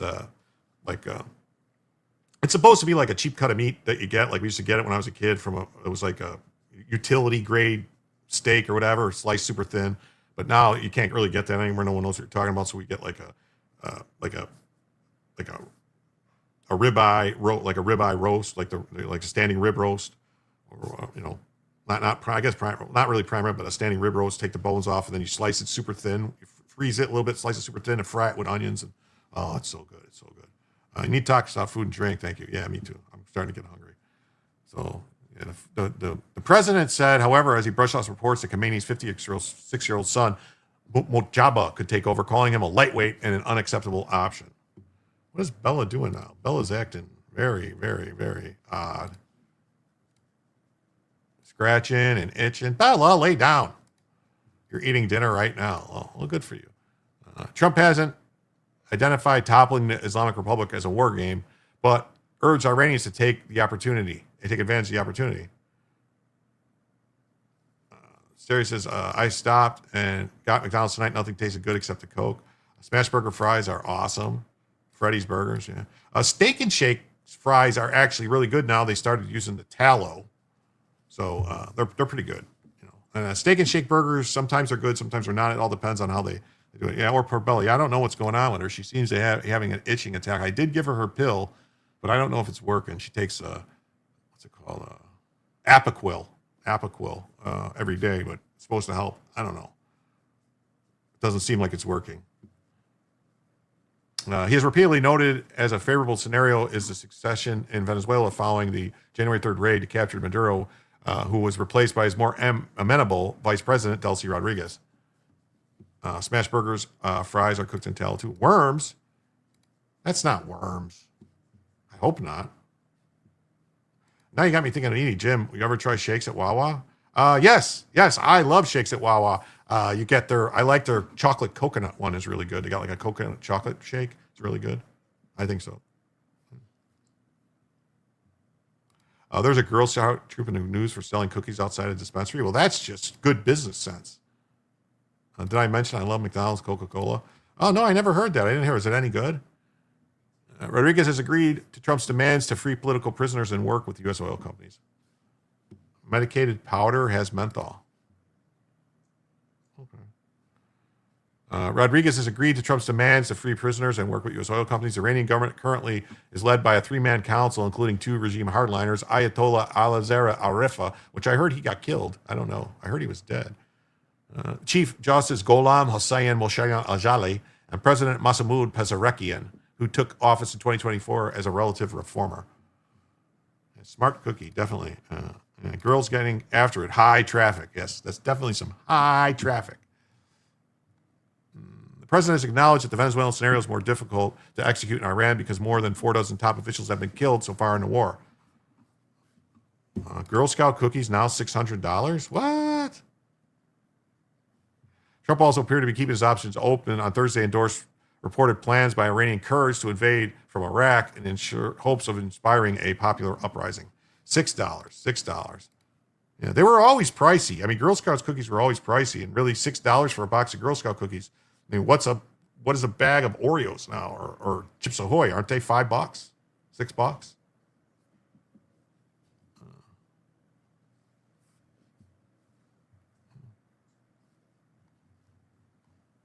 No, I'm just hungry. Yeah. I think it's wonderful that they want to do it. I'd be all for it, Trump says. Britain and France dispatched warships to Cyprus as the United States closes 3 Middle East embassies following the Israeli strikes on Tehran and Beirut. How many people buy Girl Scout branded ice cream instead of the cookies? I've never heard of it. You knew when they were 30 cents for the boxes? Oh my God, that's a long time ago. In other developments, crude oil rose above $90 a barrel for the first time in more than 2 years, hitting $92.89. But the White House has said that it's confident prices will come back down quickly. I didn't know it was over 90. That's Israel launched a broad-scale wave of attacks on Tehran on its 7th day, while Iran continued missile and drone attacks on Kuwait, Qatar, Saudi Arabia, and Bahrain. Israeli drone carrier IRIS Shahid Bagheri was engulfed in flames following a U.S. airstrike. The White House released a video montage pairing Iran's strikes with Hollywood blockbusters, captioned "Justice the American Way." Yes, I saw that. We need some squirrel and Kool-Aid. I don't know if we need squirrel.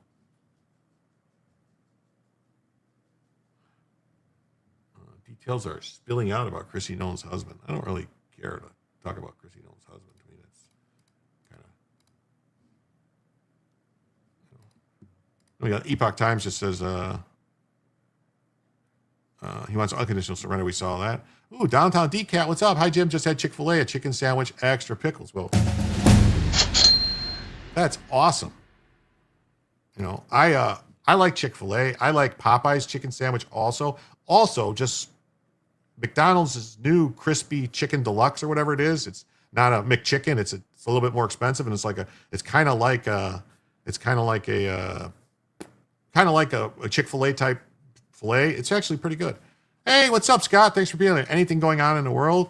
Nothing new, really. I mean, I got some news stories. Nothing major to talk about. You know, the House and Senate both voted down the War Powers resolution. You know, Trump says he wants unconditional surrender, and that will help rebuild the country. Oh, wait, what? No, that's a problem. What? Is Bella looking at you or the wall right now? She's looking at. Hey, what are you doing? Come on, knock it off.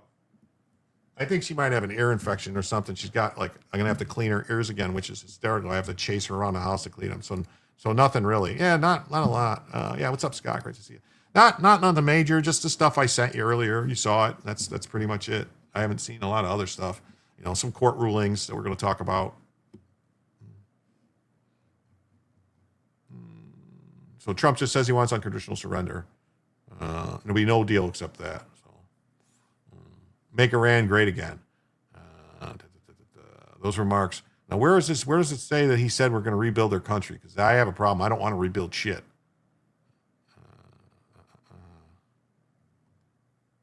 I don't see it. I don't see it in here. See, there's nothing in this story at all saying he was going to rebuild the country. All right, we'll jump to this next story. The Ragin' Cajun. Trump is just throwing stuff out. In other words, está hablando merda. The Ragin' Cajun, James Carville, who's gone kind of crazy as of late, actually had a moment of clarity here, and he says that Ilhan Omar needs to leave the Demon Rat Party and form her own party.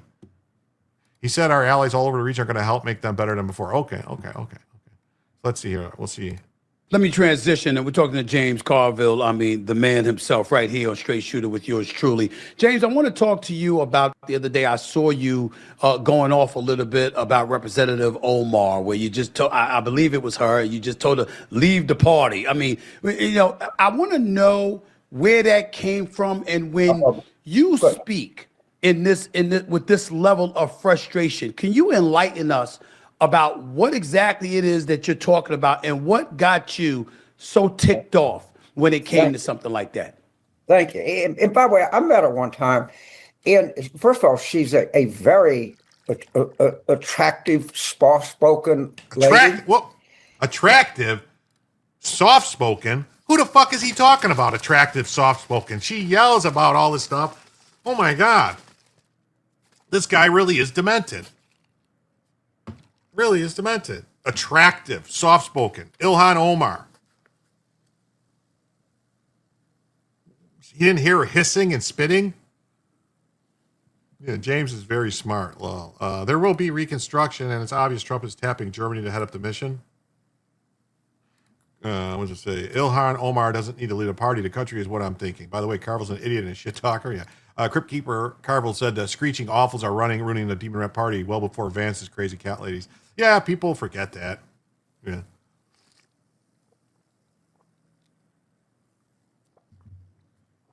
Yeah. But he likes the crazy Dem who beat Crockett.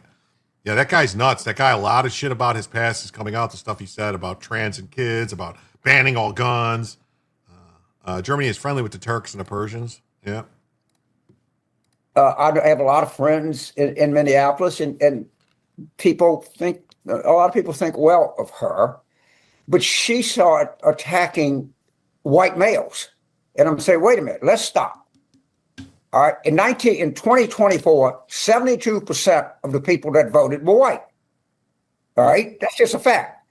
Of that 72, probably 48%, or 48.5 were male. So it's somewhere around, I did the math on the thing, about 33% of the people that are going to vote are going to be white males.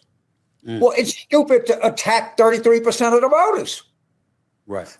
That's not, you don't want to start there. You know, what you try to do is you start and you build up. And so what I would say to Congressman Omar, why don't you be a Democratic Socialist of America? Do what AOC did. But don't, and if they win, the truth of the matter is, I look like a skeleton? What do you mean I look like a skeleton? Trumpinator says he looks like a skeleton. Jet says, who does, Trumpinator? Jet Jim does. You're saying I look like a skeleton? Oh my God, now I feel bad. She's married to a white guy, so is Lemon. Yeah. Must be laundry day. He's not wearing an LSU shirt. It's crazy, isn't it? 33. Okay. Residential builders for the patricians, probably Caterpillar. I'm sure. Hopefully, it's not. What is it? What's that company? What's that company? The Cheney company. What was it called? Damn it. Halliburton. Hopefully, it's not Halliburton in there rebuilding shit, or it's not Joe Biden's brother's. You're a privateer.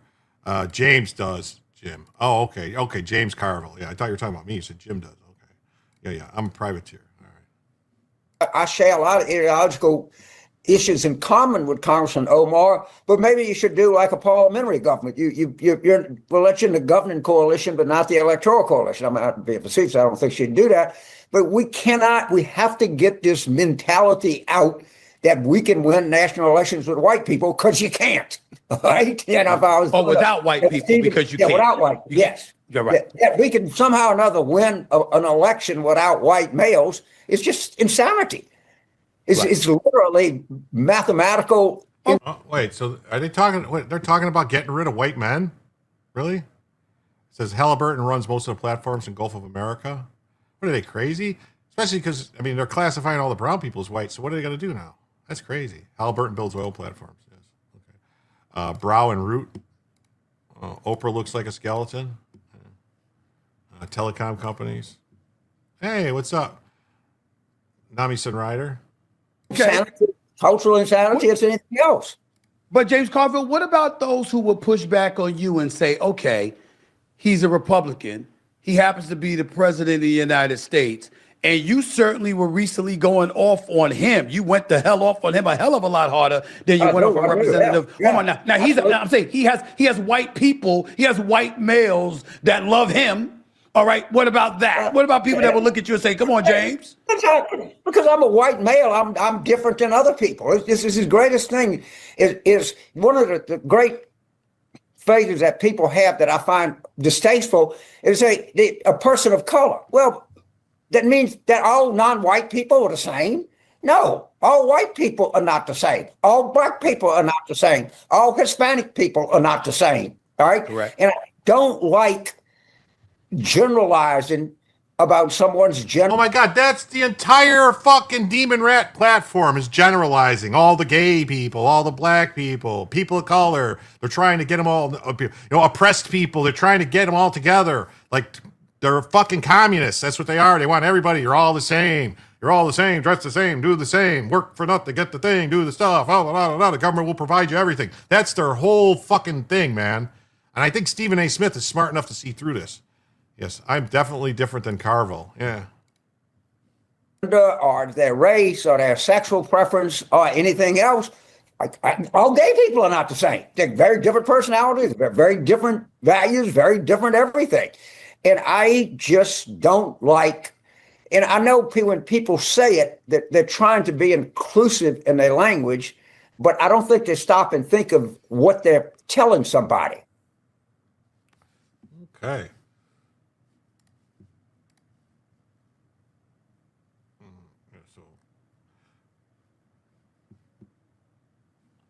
Let me. So during Wednesday's episode of SiriusXM Straight Shooter with Stephen A. Smith, I think you said communists wrong. What did I say? All I hear is Boomhauer from Family Guy when he talks. Is it Boomhauer from Something to Hill? What isn't it? That one with Hank Hill? I'll sell propane and propane accessories. Isn't that where Boomhauer's from? Yeah, they'll call you a traitor if you don't march with them. Yeah. He said that Ilhan Omar should just leave the Democrat Party. King of the Hill. Yeah, King of the Hill. In 2018 interview, Omar said our country should be more fearful of white men because they are causing the most deaths within our country, which is a lie. We should be profiling, monitoring, creating policies to fight the radicalization of white men. Oh, yeah, she's quiet and she's attractive. Yeah, she's very soft-spoken, yeah. When asked about calling for Omar to leave the party, Carville said she started attacking white males. And I'm going to say, wait a minute, let's stop. In 2024, 72% of the people that voted were white, all right? That's just a fact. And of the 72, probably 48 and a half were male. 33% of the people are going to vote, be white male. It's stupid to attack 33% of the voters. Yeah, but they don't care because the people that vote for them are really stupid. Yeah. Yeah, government pushes discrimination. See the Hava quote. Yeah. But yet, I hear you, Jim, go along and say you're a person of color. Me, I am a person of color. Yeah, see? I'm a person of color. I am a color. We're all a person of color. It's a way to get it back. And I'm like, everyone is a color. Are you saying that we are without color? I see some pink hair. I see some tannage. You know, I don't see you know. Commie-crats, Joe, I stand corrected. Well, profiling is good in some cases, huh? Yes. Yes, just remember all the white people in the crime reports. Yes. Thank you so much, Amazing. Just great. For that 5. That means right now, folks, we are just $25 away from adding an extra hour to the show. Just 25 away. We'll have another hour to add. I mean, could this be a case that goes all night? I don't know. You're peach? Yeah. In all cases. Yes, in all cases. Yes, in all cases. If chalk was a color. Well, chalk is a color, isn't it? I mean, it's a color of chalk. He continued, and so I would say to Congressman Omar, why don't you be a democratic socialist of America? Do what AOC did. And then if they win, the truth is I share a lot of the ideological issues in common with them. So he's just admitting that they're all fucking communists. They're all socialist communists. They just try to lie and trick people that, you know, don't believe them. Things and say, oh, no, we're just here about this. We're just working for the workers. But the last crayon box I saw had a white color. Okay. So it is a color.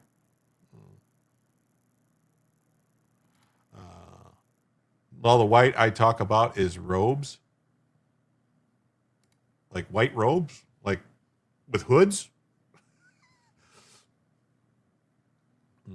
Carville added, all the white people are not the same, all black people are not the same, all Hispanic people are not the same, and I don't like generalizing with someone's gender or their race or their sexual preference. Humans are literally pattern recognition machines. Why are we faulted for profiling in the first place? It's that no fault of our own. Yes, yeah, $25 will make Jim holla. I get paid to do the wild thing. Yes, black and white are not colors in their vernacular. Yeah. Here's the thing. All right. I was referring to their insinuation that profiling is wrong. The entire way that we have survived as a race is by profiling things, like saying like, ooh, this could be bad, recognizing patterns and seeing like, yeah, you don't want to do this. Like, oh, you know, if, you know, don't go out at dark. That's why we all have a fear of cats and eyes at night. When you see eyes, you immediately get scared at night because, you know, for millennia of being hunted and stuff like that, when we were not the, you know, apex predator out there.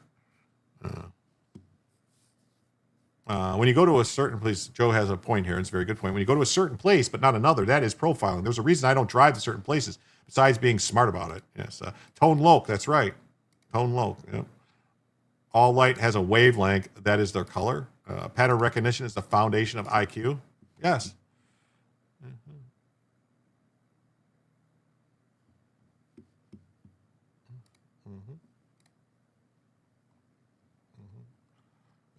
Basically, same story from the post-millennial. This says James Carville calls for Omar to leave the party over attack on white men. It's stupid.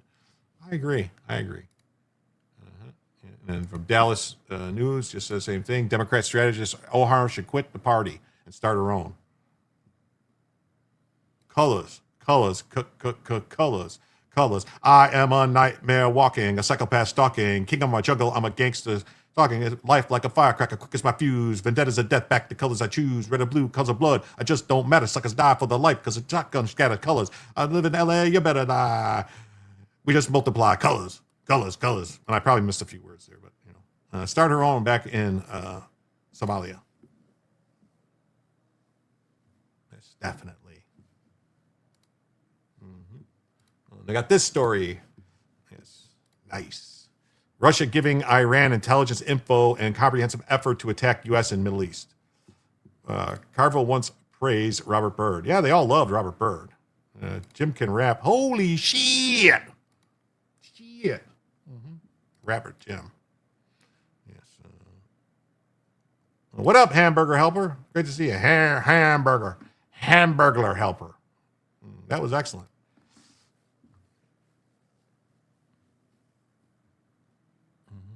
So, shocking before and after satellite images show the airstrike damage in Iran. Well, I think we'll look at this real quick before we go on to the story.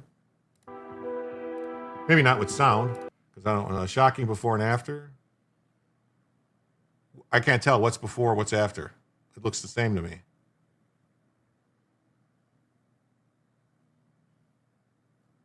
I don't see a difference. You guys see a difference? Oh, okay. I see a little difference there. But I'm not seeing a lot of difference. The shit looks destroyed before it. That was excellent. I'm lost. Ha, ha, ha, ha. Hey, what's up? Great to see you. Uh-huh. I don't really see the difference. They're saying before and after. I'm not really seeing a lot of difference here. Okay, I see some mountains and some buildings, and now the buildings are, this one building's destroyed. Okay.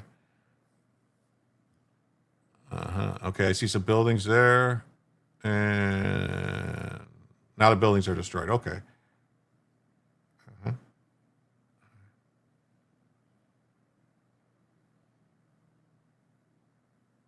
All right. Well, this looks like a bunch of buildings destroyed. Yes, we're so good at pattern recognition, we see Jesus in the clouds. All right, what's this? This is like a whole Tehran. Wait, did I miss something there? They just changed the angle, right? March 4th, 2026. I don't know. I'm not seeing what I'm supposed to be seeing. Like, okay, I see stuff destroyed there.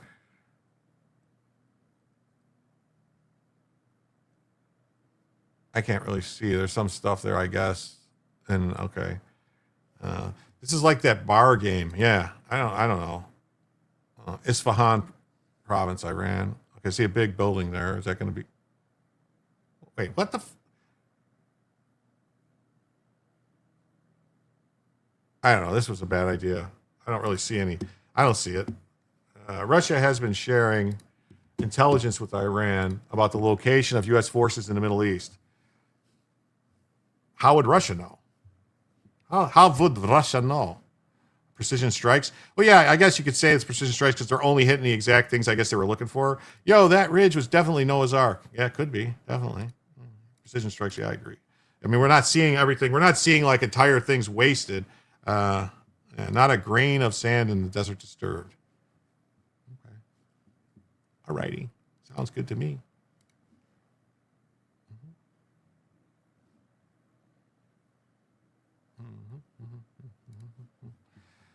So yeah, Russia has been sharing intelligence with Iran about the location of U.S. forces in the Middle East in an attempt to help Tehran fight back against Operation Epic Fury. I mean, how would Russia know where our forces are more than Iran or someone else would? I mean, it seems like they're a lot closer. Like, how would satellites, Jim? Satellites. Oh, Russia has satellites. Yeah, I guess they could be doing that. Oh, Joe says this gets you a little bit closer. Thank you, Joe. Oh, let's see. Is this going to be a rally to get us over? We are now just $23 away, just $23 away from adding an extra hour to the show. Thank you all so much. Thank you. Damn Russia. I don't know. Is this more people trying to gin up a war with Russia? Because I don't want a war with Russia. That's going to cause a lot of dead people. We should make the mullahs move to Kakistan and become dry farmers. I thought you were going to say Kekistan. Kekistan. And be ruled by Pepe. The Kremlin has passed the Islamic Republic the locations of American warships, aircraft, and other military assets since the American-Israeli airstrikes began, 3 sources told the Washington Post. Karen says, I like Russia. I think I wish there was a way we could get along with Russia. I think we are more aligned with Russia, like culturally. The U.S.'s culture, Russia's culture. I think their belief in religion, their opposition to Sharia law and stuff like that. I think we're more aligned with them. And I think Russia would be a natural ally to us against China. It's just we pushed them away and pushed them into China's arms. This is my opinions, It does seem like a pretty comprehensive effort. One intelligence source told the outlet. Two U.S. officials told the Associated Press there's no evidence that Moscow was directing Iran on what to do with the information. Yeah, Russia is kind of busy at the moment. Yeah. Since the war began, Iran has fired thousands of drones and missiles at U.S. assets across the Middle East, with the assaults affecting 12 countries in the region. Despite the Russian assistance, President Trump and Secretary of War Pete Hegseth have both declared that the U.S. military has established total dominance over Iran. It kind of seems that way to me. I don't see how they're going to challenge us in the air. White House Press Secretary Carolyn Leavitt initially addressed the report that in an interview with Fox News, America Reports Friday afternoon, saying, "I'll leave it to the president for him to answer, but what I will tell you is that we don't comment on intelligence reports that are leaked to the press, whether or not this happened. Frankly, it does not really matter because President Trump and the United States military are absolutely decimating the rogue Iranian terrorist regime." Moments later, when Leavitt was asked about the report again, she answered, "It clearly is not making a difference with respect to the military operations in Iran because we are completely decimating them." Who is allied with Iran, Russia, China, and India? Well, Venezuela was. So was North Korea. India seems like this whole BRICS thing is something we're going to have to. We should be allies with Russia. Sadly, our CIA started a revolt in Ukraine to help sour our relationships. Yes, crazy. Yes. And if someone is purposely trying to mislabel things, because as we know, as children learn, English is one of those things. Yes. Yeah. All have nukes. Yeah.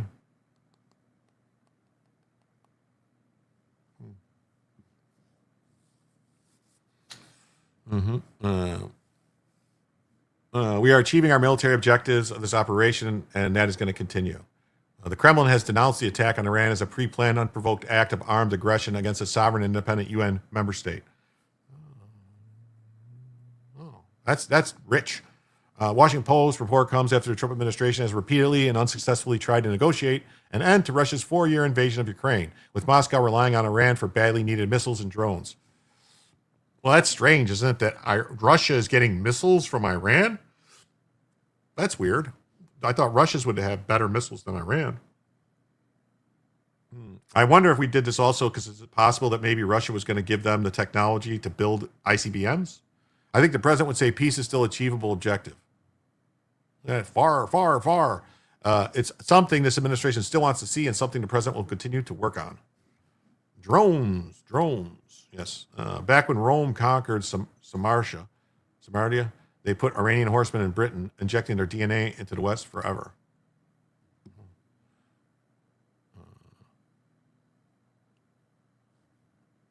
That was the day Iran lost this war. Okay.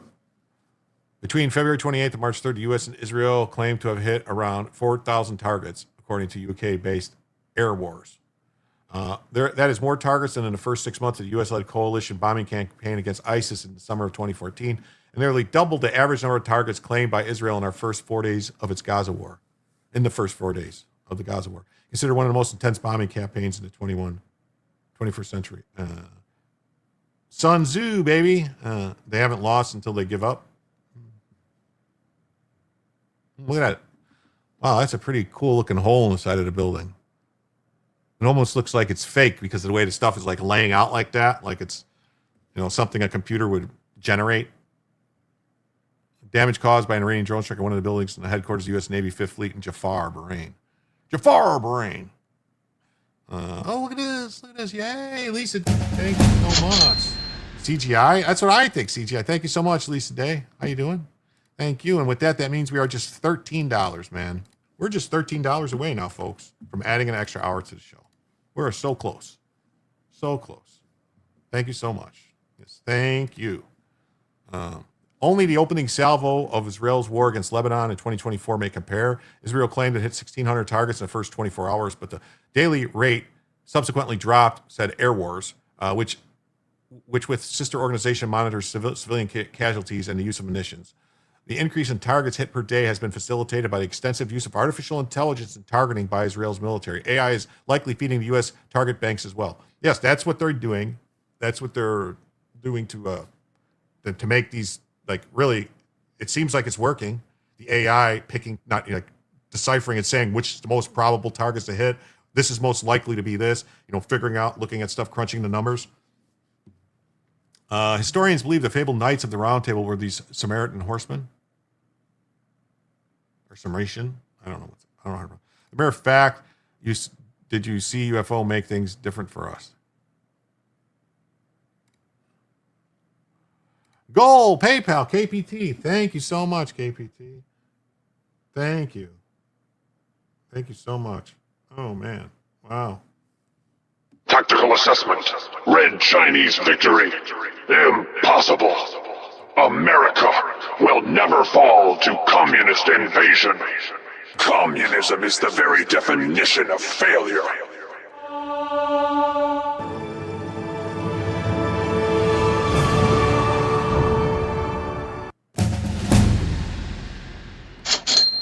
Thank you so much, KPT, for the $13 on PayPal. So we hit the goal, and that means we are now $100 away from adding a second additional hour to the show. Thank you all so much. You're so generous to me. Yes. Just as I caught up to stream, thanks for the education. No problem. Arthur Pendragon, you think he was? Chaucer chose the dragon symbolism for a reason? Thank you. Thank you so much, KBT. That's very awesome. I'm going to take 1 second here. I have to. 1 second.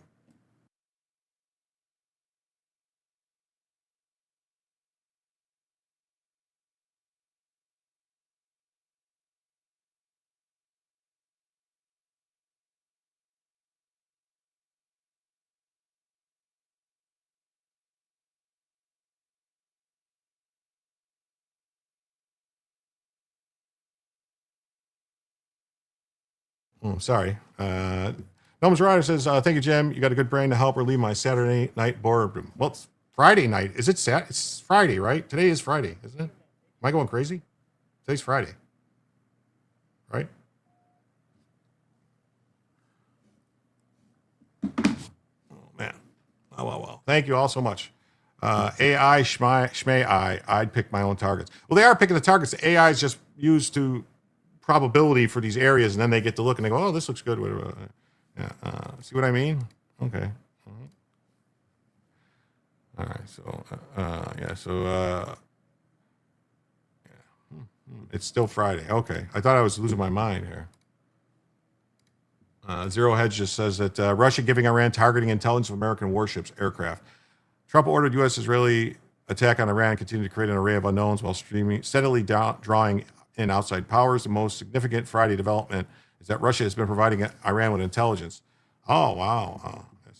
What's it say? Terry, Jim works so hard to get the info out there, even for other people to grift off of. He's a true gentleman. I do work. I help people who I consider friends. I send them the same stuff that I work on. They can use it or not use it, and it's just all a help because I go spend hours getting all the stuff together that I can get, and why not give it to other people? I just want it to get out to as many people as possible. That's my whole goal, is more people to know more. A more informed populace, more informed people, I think is better for everybody, and make everyone's lives better. That's my opinion. Last night I thought was Wednesday. I needed one more day to complete a job. I fell asleep after the markets closed today. Thought it was the next day. No problem. How could they possibly know that? I don't know. That's what I'm saying. How could they know it? I don't know. Unless Russia's put out. That's what I'm thinking. This, I think, is propaganda coming from people that try to make Russia the boogeyman again. I think this is along the lines. This is my opinion. I don't know it. This is my opinion. And I will always say when it's my opinion, just so people know. I think this is the same as that, Russia was putting bounties on our troops in Afghanistan crap.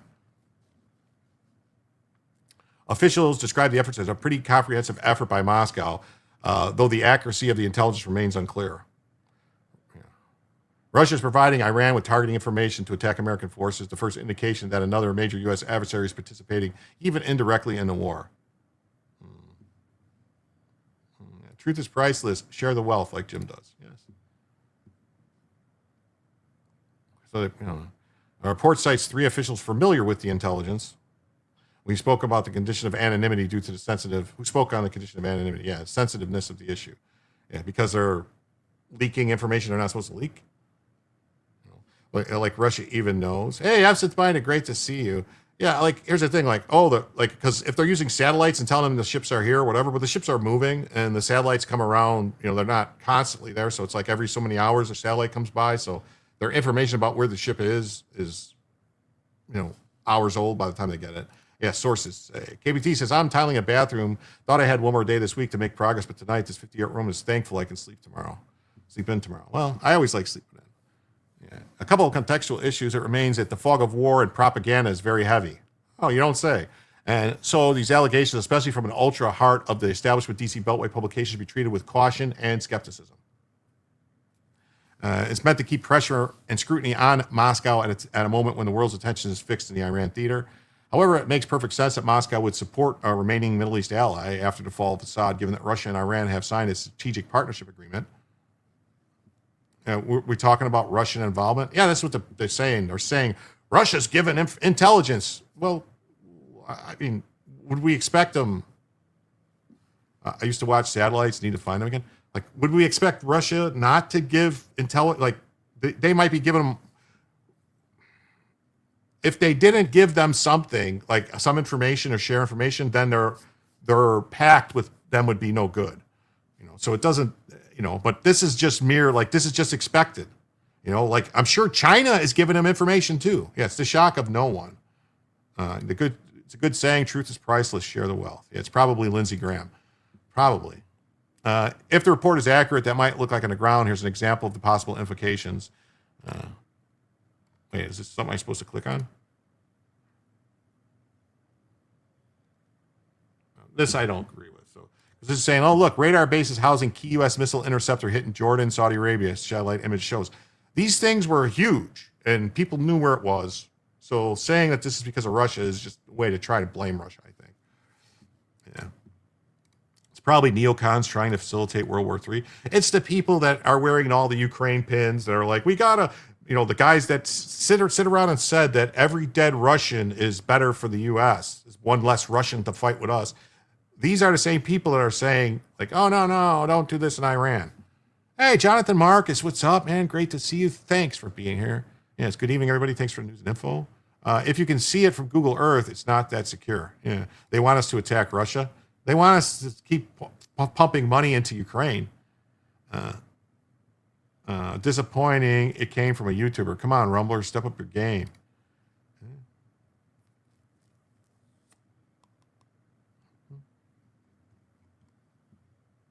What does that mean? What came from a YouTuber? That saying? Okay. I think that's what you're talking about. So satellite images from, this was 10 hours ago, from key military bases in the Arabian Peninsula suggest Iran is seeking to degrade air defenses by destroying U.S.-made radars. If I were Putin, I'd ruin everybody's narrative and start helping the U.S. Lindy Lou, well, you said with absolute truth, the Bible. A little late, but here I am. Thank you, Kelly. Thanks for being here. It's always great when you're here. Buildings housing similar radar systems were also hit at 2 locations in the UAE, and CNN analysis shows it's unclear if the equipment was damaged. Yeah, call me a cynic. Yeah. The U.S. operates 8 THAAD batteries, while UAE operates 2 and Saudi Arabia 1. This one at the Mufwaka Salty Air Base in Jordan is over 500 miles from Iran. Russia is practically punching themselves in the face. Why would we even bother attacking? The radar system for THAADs is an AN TPY-2 transportable radar. I remember when it was the SPY-2. That's the radar system I used to work on, SP2, SPY-2, SPY-2. According to a 2025 Missile Defense Agency budget, it costs just shy of $500 million. The image shows a pair of 13-foot craters in the sand near the radar, suggesting it may have been taken multiple attempts to hit the system, which is split across 5 40-foot trailers.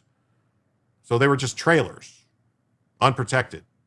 What the fuck were we thinking? The radar and THAAD batteries have been in Mufwaka since at least mid-February and appear to have been struck on March 1st or 2nd. The base has been a hub of activity for the U.S. The satellite image taken before the fighting started, more than 50 fighter jets could be seen on the tarmac, along with drones and transport aircraft. Dozens of aircraft shelters likely contain more planes hidden from satellite view.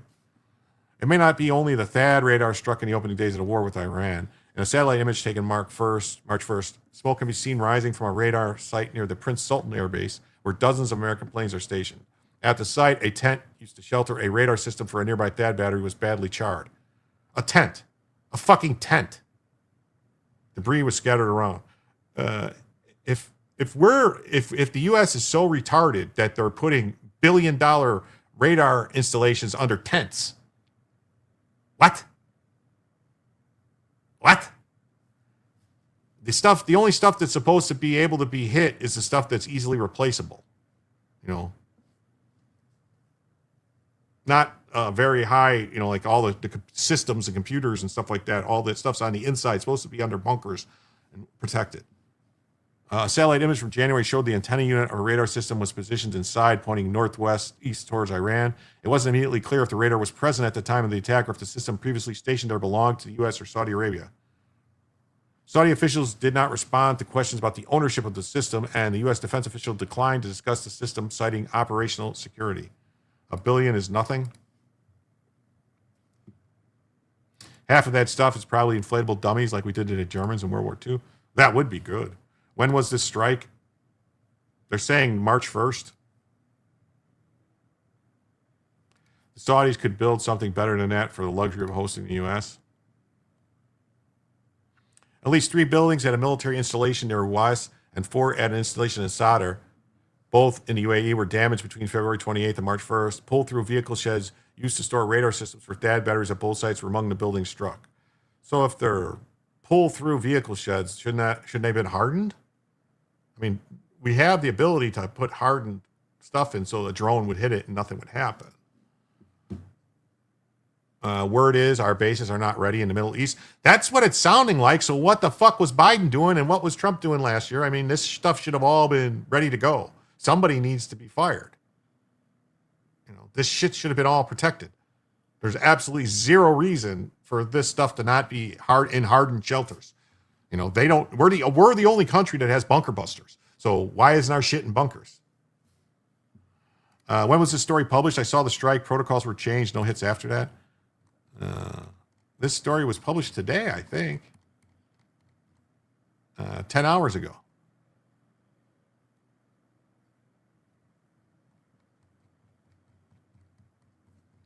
I don't know. It's saying the 28th and March 1st.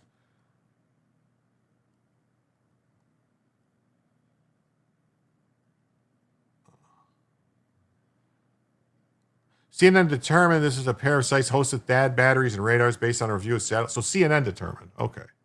I'm not ready to do what? We can't stop every attack. Oh, no. I'm not saying we can stop every attack, but we should have like some kind of minimal amount of security over it, you know, some kind of protections.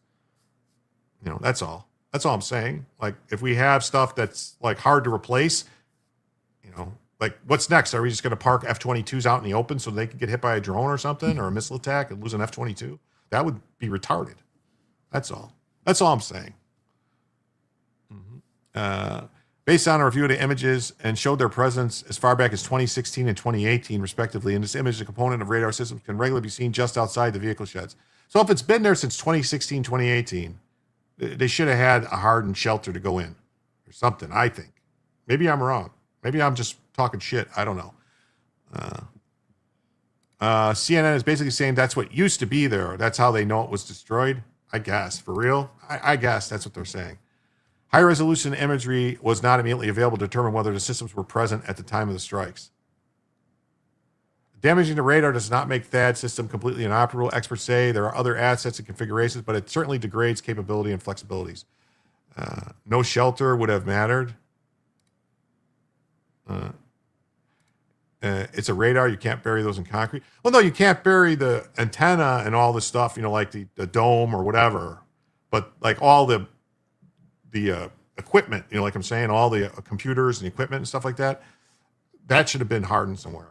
But like stuff, antennas, they're like, even like those things are usually taken out, like radar arrays and stuff like that. And then it doesn't take that long to rebuild the stuff that sends the signal out. You know what I mean? Like the array or whatever you want to call it. It doesn't take long to rebuild that. That's just like metal, you know. Our best defense is prayer. Any TPY-2 radar is essentially the heart of a THAAD battery, enabling the launch interceptors and contributing to a networked air defense picture. Where are you going, Bella? He also happens to be an incredibly expensive piece of kit. The loss of even a single radar of this type would be an operational significant event. Oh, so this is just people trying to say, like, oh my God, it's all, the world is ending. The sky is falling over this. Because they're trying to, Trump fucked up. It's terrible. That's what they're trying to say. I can talk about what I know from 15 years ago. We are a tenant in the Al Salam in Kuwait Air Base. When I was there, we couldn't build permanent structures. So there was that.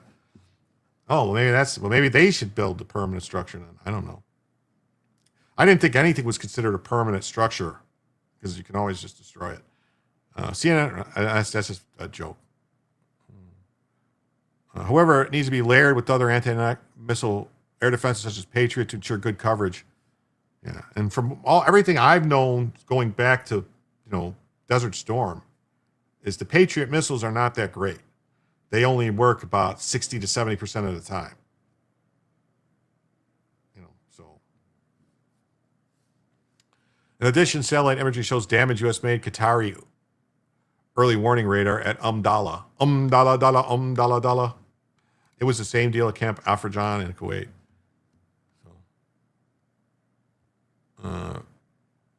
Phased array radar. A Pentagon spokesman said, due to operational security, we're not going to comment on the status of specific capabilities in the region.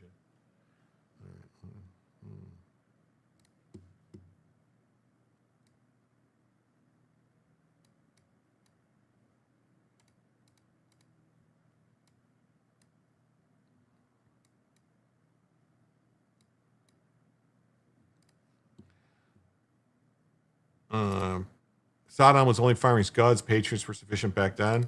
Bella doesn't want to be on The View. Maybe. But she doesn't have a choice. It's not up to her.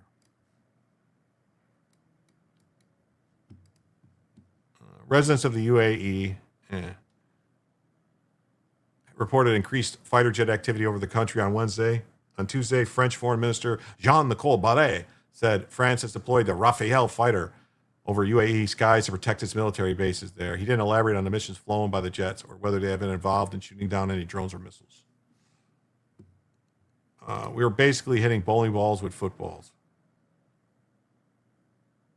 Demonstration of non-permanent location. So they don't want our bases hardened. Yes. UAE has reported a significant reduction in the number of missiles launched at its territory since the start of the war, dropping to 7 missiles on Thursday from 137 on Saturday. Well, yeah, that's the thing. The more launchers we hit, the more things we hit, we're reducing the number of missiles they have to shoot. We're also reducing the capability to shoot a bunch of them at the same time.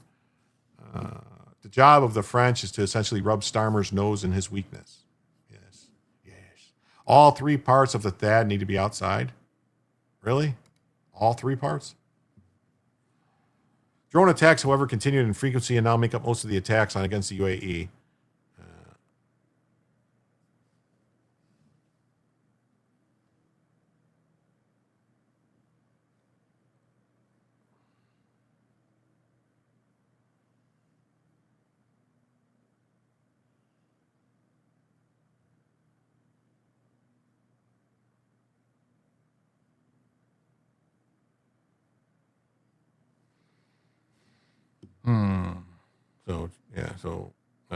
That's been among the most targeted. UAE has been among the most targeted base in the Arab Gulf states with 1,072 drones and 196 missiles.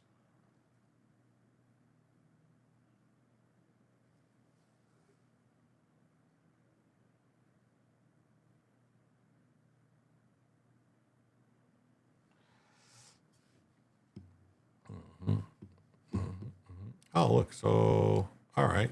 Well, we've hit the 2-hour mark. The goal has expired on YouTube, so let me start another one. Let me do another goal here on YouTube for another hour because we hit the first goal for the first hour. So we'll do this and start a new goal for 1 hour.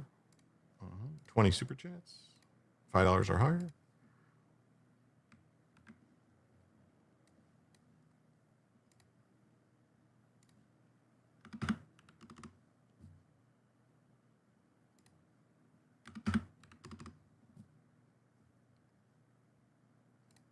I believe that's correct. All right. New one started. Alrighty. The last active service Tomcats are at. Pour one out for the homies. The Tomcats are there. How the mighty fall the F-14. Huh?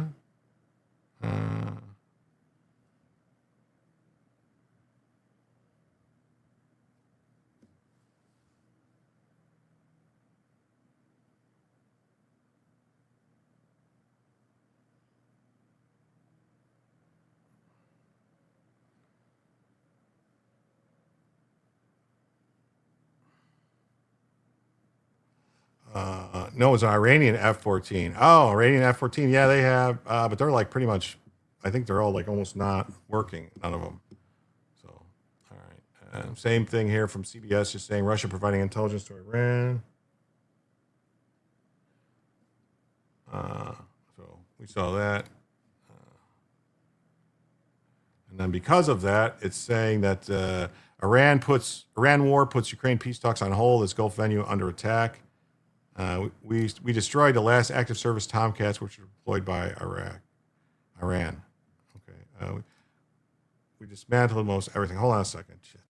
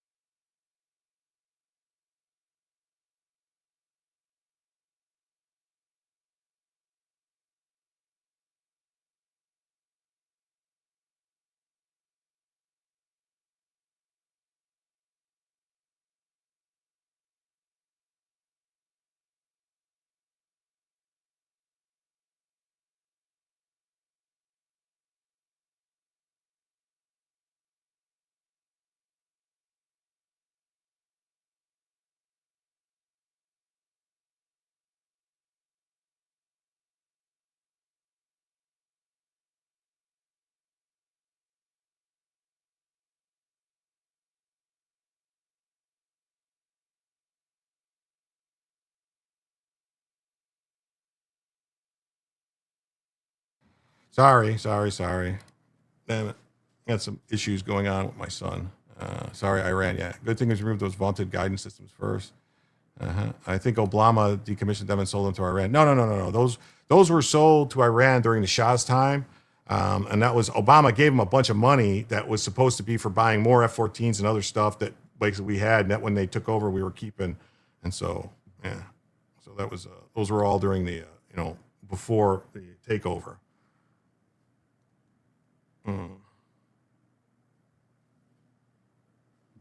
So yeah, they're putting the peace talks on hold as the Gulf venue is under attack. The Russia-Ukraine war, having just last month entered its fifth year, continues experiencing spillover effects from the Trump-ordered Operation Epic Fury in Iran. Epic Fury, I know, I just like screwing around. Ukrainian tyrant, overlord, tyrannical leader Volodymyr Zelensky has newly announced overnight that trilateral peace talks with Russia and the United States are on hold due to the Iran war. Really? Well, maybe because he doesn't want peace talks, because he thinks it's going to somehow help him if he waits. So he thinks this is going to help. Stuff happening in Iran is going to help him with Russia. In his nightly address, Zelensky said Ukraine remains in constant contact with Washington, but the diplomatic process has paused. We continue to engage with the United States practically on a daily basis for now because of the situation with Iran. The necessary signals for a trilateral meeting haven't come yet. The sky in Northwest Ohio is having a war. Dan, that far back, I do remember seeing Israeli F-16 in the Jewel of the Nile. Well, yeah. It was like, the Tomcats have been in service since the 70s, like the early, like 72, I think, or 73, I think, 74 maybe. But the Shah bought a bunch of them. I believe he bought F-14s and F-15s. I think maybe Thunderstorm. Yeah. Zelensky has appeared to cool on the prospects. Yeah. Of talks settling the war in the first place. Yeah. So see, Zelensky doesn't really want the war to end. He's happy with it because he keeps getting a bunch of money. He's able to maintain power and control. What does he care? He doesn't care. He's not dying. Only his people are dying, and he doesn't really seem to care about his people. Yeah, I just didn't know we were already selling them. Yeah, no, we were selling them. Zelensky has appeared to cool on the prospects of talks. Yeah, he's a scumbag. Look at that midget. Anybody that's short, you can't trust. There were plans for another round of negotiations in early March after 3 rounds have already taken place. Top Ukrainian officials met envoys from the Trump White House in Geneva on February in order to prepare for the 4th round. But merely 2 days later, the United States and Israel launched attacks on Iran, shifting Washington's attention to the expanding Middle East conflict. This is what they're trying to do is say, like, oh, Trump can't chew gum and walk at the same time. That's what they're trying to do here. Zelensky, however, has said that Ukraine is ready to resume diplomatic track once conditions allow. As soon as the security situation and a broader political context allow us to resume the trilateral diplomatic work, it will be done. Ukraine is ready for it. He needs to make up his mind. He's saying he doesn't want it. He wants it. Make up your mind. Which is it? The venue is also likely to be changed given the next meeting was planned for Abu Dhabi and the United Arab Emirates. Of course, the Gulf nations and these locations are currently under various waves of Iranian ballistic missile and drone attacks given they are U.S. allies and American bases are hosted in the region. The only area of progress between Moscow and Kiev is on the prisoner exchange front. These have been happening periodically over the last year, and more, Zelensky says, Ukraine hopes more can soon be finalized. Yes, I want Zelensky and Putin to have a fist fight and settle this. I wouldn't, either fist fight or they could do like pistols at dawn. Eventually, Zelensky will get Maduro'd if the U.S. can't do it. I'd do it if I were Putin, but then 5 years, fucking idiots. Yeah. Greatest product Grumman ever produced pre-Northrop. That plane won the Cold War, in my opinion. Yeah, Tomcats were. A POW exchange is always an important moment. It's a positive outcome for families. Hold on one second.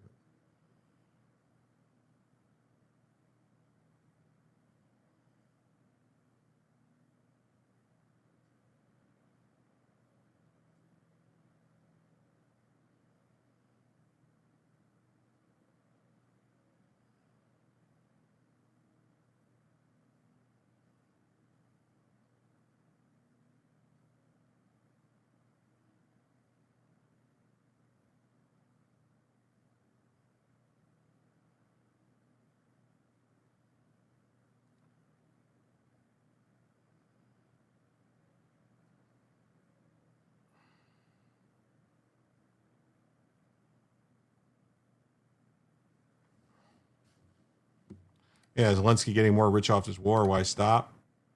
Crazy storms. Yeah. However, Zelensky is still rejecting the prospect of territorial concessions, saying that for some reason, some people in the world have begun to take Putin's word at face value, that if Ukraine were not present in Donbass, Donetsk and Luhansk, the war would end. Despite all the words previously said by Russia, the aggression has only intensified, and we simply cannot trust the Russian side. You guys were shelling the shit out of that area from 2014 all the way up to 2020 when the war started. That's why they did it. I mean, you kept shelling the people, the Russian speakers. So, I mean, it kind of seems like maybe you're being a little disingenuous with that. We just shut it down like Pontiac, no ceremony or anything. Oh, that's terrible.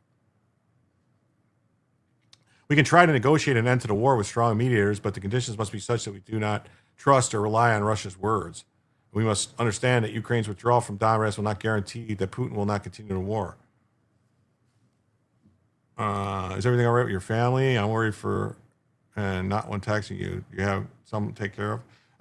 It's okay. I mean, he's an adult. He can handle it himself. Zelensky won't make it a year after he's out of power, and he knows it. A U.S. prison would save his life, probably. Zelensky told The Independent that Russia holds no battlefield initiative with 30 to 35,000 Russian soldiers killed every month. That's a lot of. I was supposed to be an A-7 crew chief, but Toledo changed to F-16s. Oh.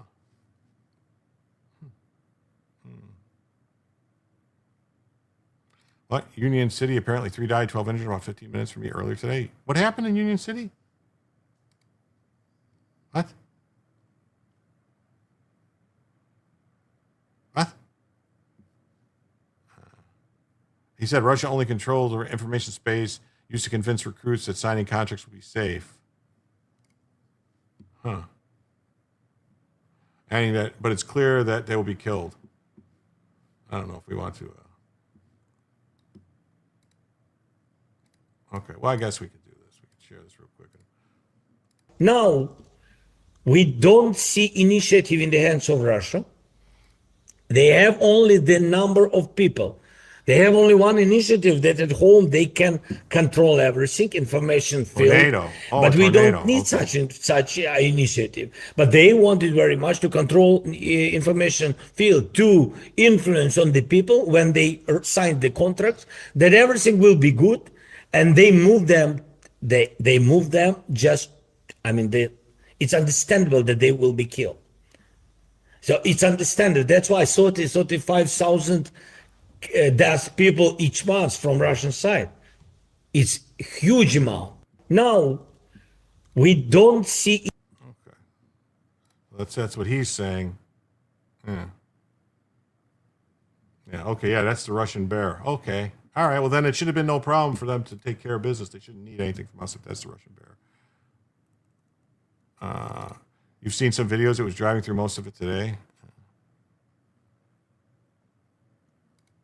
Did he purposely block out trouble for ruble? I don't know. Did he steal Trump's gold? Is that AI? I don't think that was AI. That was posted by him. That was actually posted by Zelensky himself. Or no, that was posted by this Knoll reports of Zelensky supposedly. I don't know. I don't know.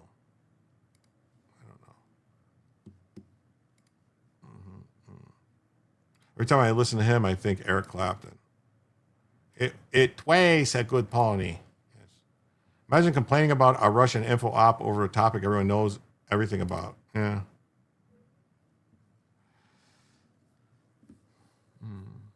So yeah.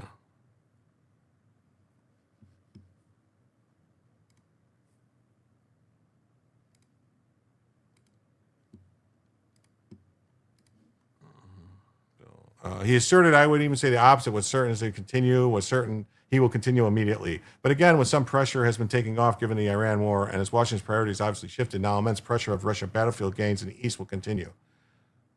So the immense pressure of the Russian battlefield gains in the East will continue. I mean, that's like, cocaine. I thought you were thinking like Tears in Heaven or whatever it was. I think the Ukrainian guy in a subway on Seinfeld.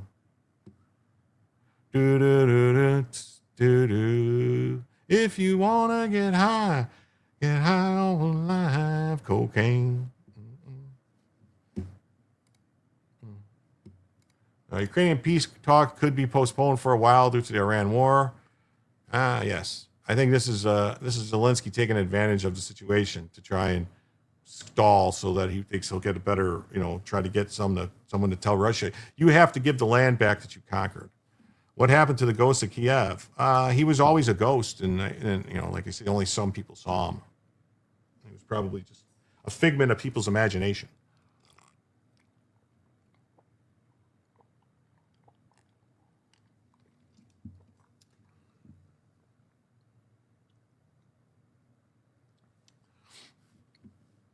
Yeah, the latest round of U.S. media negotiations was due to take place in Abu Dhabi. Ukraine's president said he approached the U.S. about the possibility of changing the location and postponing a meeting. Okay, and what did they say? No? Maybe the U.S. was like, no, we're still going to meet there in the hopes that something happened to him. Oh my God, did I say that out loud?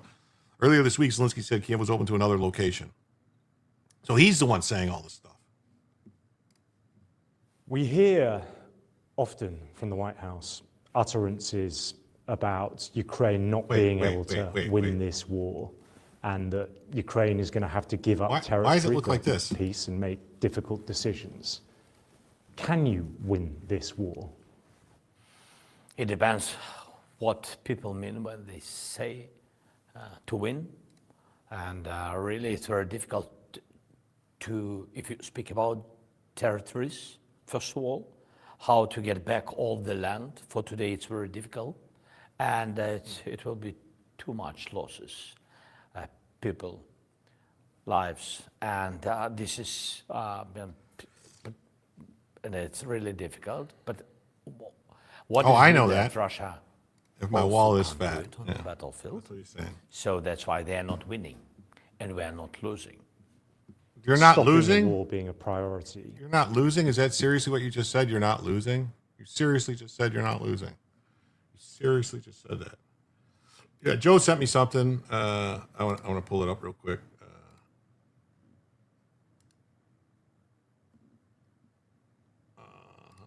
me see.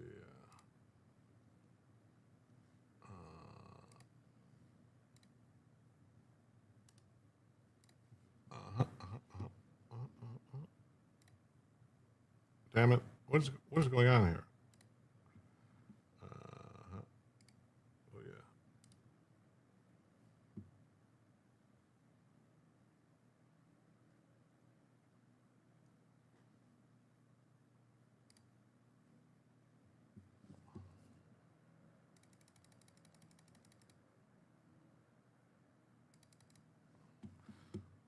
So, yeah.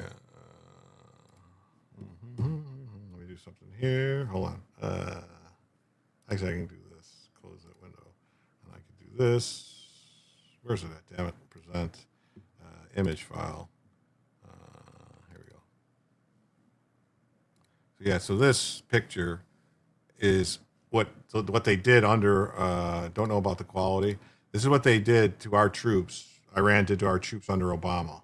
Like, I don't understand how our Navy allowed them to be boarded by, this was an armed special boat unit. These guys had guns and bullets, and they were taken and allowed themselves to be boarded and held at gunpoint by a boat full of like 5 or 10 Iranians. This should have never happened. You don't allow this to happen, ever. This is what you call, somebody said, they said, what do we, they were calling, asking for permission to fight back. Yeah, 2016. Yeah. I mean, you don't, this don't happen. This don't happen at all. Ever.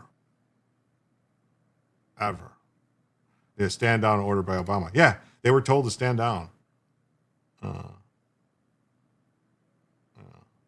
Yeah, they were deployed special op unit versus very superior numbers. I remember that.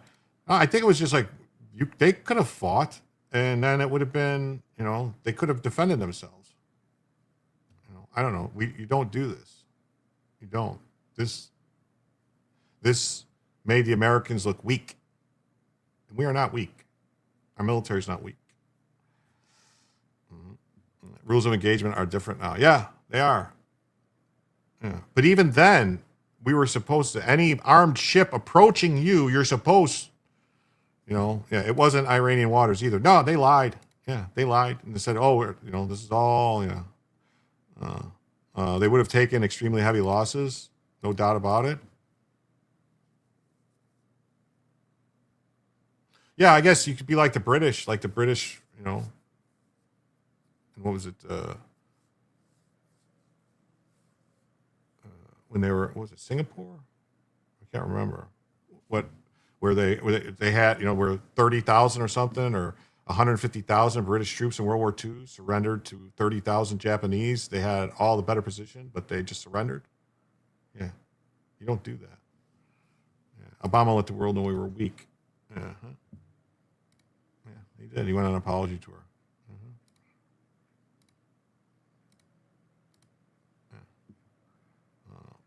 It has to do with Obama being a piece of crap. Yeah, it does. It does.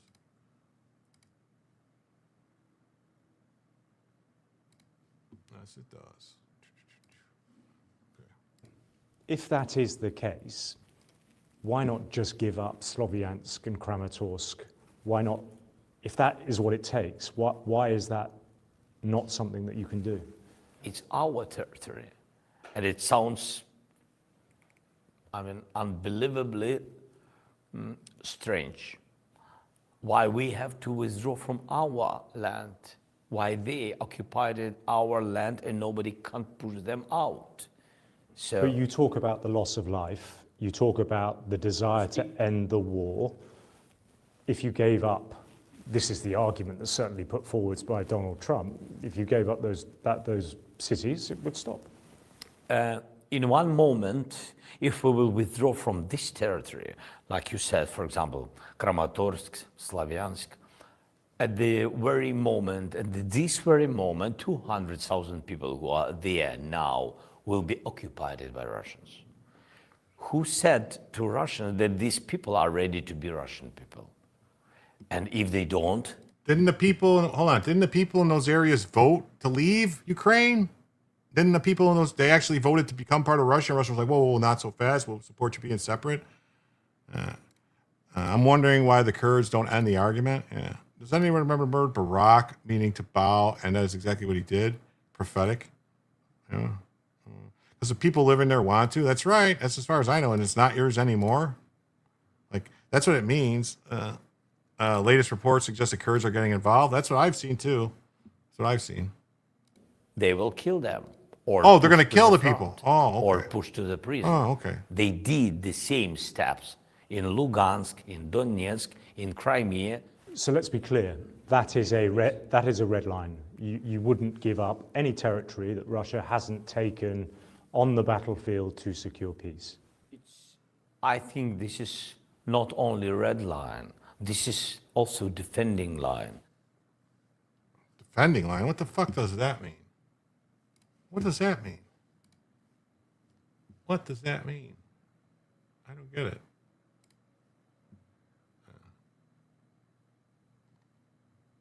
On Thursday, Ukraine returned 200 prisoners of war in the latest swap with Russia, including troops captured in Moscow's siege of Mariupol in early 2022.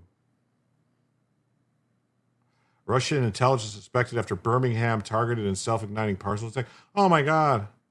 Russian Shadow Fleet tanker siege in Belgian-French North Sea raid. So now they're blaming a package that ignited in Birmingham, England, as being the Russians, as opposed to, does anyone know what's happened to Birmingham, good old Birmingham, the home of the Peaky Blinders? Does anyone know what happened? It's been taken over by Muzzies. My chat keeps switching to top chat. I don't know why. I think that's the problem with YouTube type of thing, and you always got to switch it back. There should be a way to make it the default, but they don't let you do it. I don't know. Zelensky confirmed that Ukraine is working to bring everyone back. No one is forgotten. The Russian Foreign Ministry also said 300 soldiers will be swapped on Friday. Today, 200 Ukrainian families received the most awaited message. Their loved ones are coming home. Partners are turning to us, to Ukraine, asking for help in defending against the Iranian-designed Shahed drones with expertise and real operational experience. There's also been requests from the American side. So partners are turning to us, asking for help. And there's also been requests from the American side. Well, what's the other side? If it's not the American side, that would be the Iranian side. What the fuck is he talking about? Does he not understand? Azov Battalion was killing them. That's why they voted to join Russia. Yeah. Very irritating. It is. Ukraine has previously suggested it could share expertise with Middle East countries if they could help persuade Russia to observe a ceasefire. So, yeah, we'll help you, but first you have to get Russia's. So this guy's only relationships with people are pure transactional.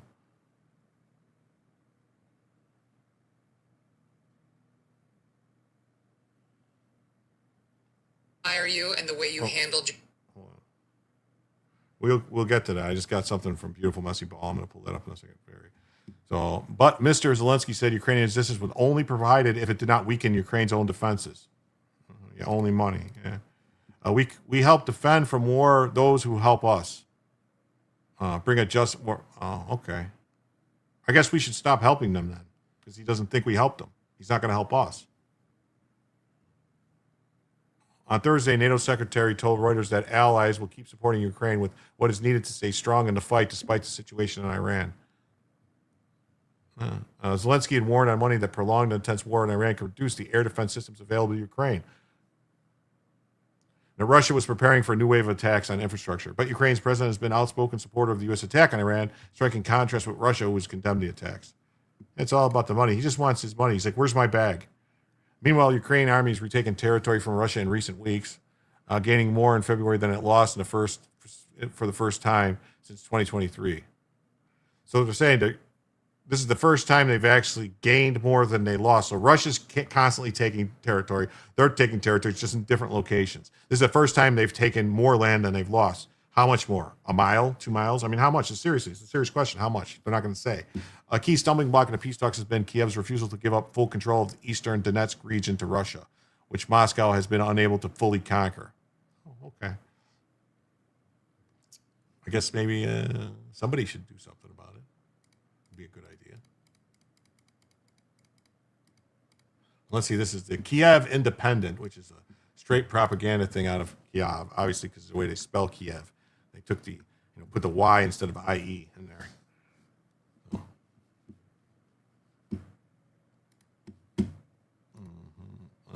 So they're just saying the peace talks are on hold. We already saw this. Let's get to the next story here. All right. And, this is going to be a topic that I find fascinating. It's a standstill. No, they are not gaining anything. Zelensky's a fraud. Russia is helping and gains by China needing oil. So the Supreme Court's New York 11 order hints at a conservative majority ready to rein in race-based redistricting. That's right. It's going to happen. Guns happens. Just convenient refusing to release the decision until it's too late to use for the midterms. Every institution has been compromised and corrupted. We can't even have a grand jury in a non-Dem area, even in Florida, due to corrupt judges protecting the deep state.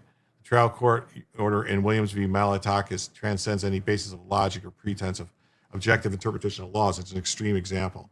Yeah, it is. I was thinking of the 2 planes filled with cash to Iran. Yes. So yes, we're going to read this story here because I'm not an attorney, so I'm not going to pull up the court thing and read it and try to $6 billion. Yeah, $6 billion was a lot of money. Ukraine hasn't done anything on their own. Yeah. So the New York 11 order hints at a conservative majority ready to rein in race-based redistricting. This is not going to be about anything, so we're going to get rid of that. Supreme Court, in an emergency ruling this week, temporarily blocked the New York State Court's order that would have required the redrawing of a congressional district representing GOP Rep. Nikhil Maliatakis, preserving the existing map for the 2026 midterms. Yeah, that's right. The guy actually, this judge is such a wacko that he put the order that, black people have to be able to elect a person of their choice. So you have to draw it so that black people can win. What?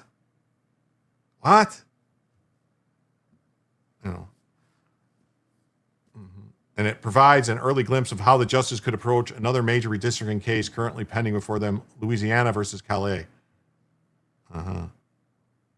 Was that the cash we took from them?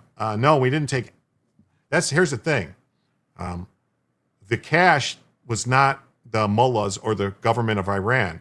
It was the empire of Iran. It was the Iranian, whatever, the Persian government, the Shah's government, which is, they did not honor any bills owed by the Shah's government. So why would they get any of the money that was paid out by the Shah's government? Just like China owes us billions of dollars from World War II. But when the communist government of China took over, they said, oh no, we're not that government. We don't have to pay you. So you don't give them the money back. When there was a government change, it's no longer, they changed the flag, they changed the name of the country. It's no longer, it's no longer the, Persia, the Iranian, it's now the Islamic Republic. So it's not the same country. So they shouldn't have got the money back. We didn't owe them shit. If anything, we owed it to the Shah. It was the Shah's money. He paid us. That's how it works. That's contract. A group of voters sued New York election officials in state court, arguing their 11th congressional district violates Article 3 of the New York Constitution by diluting the voting power of Black and Latino residents.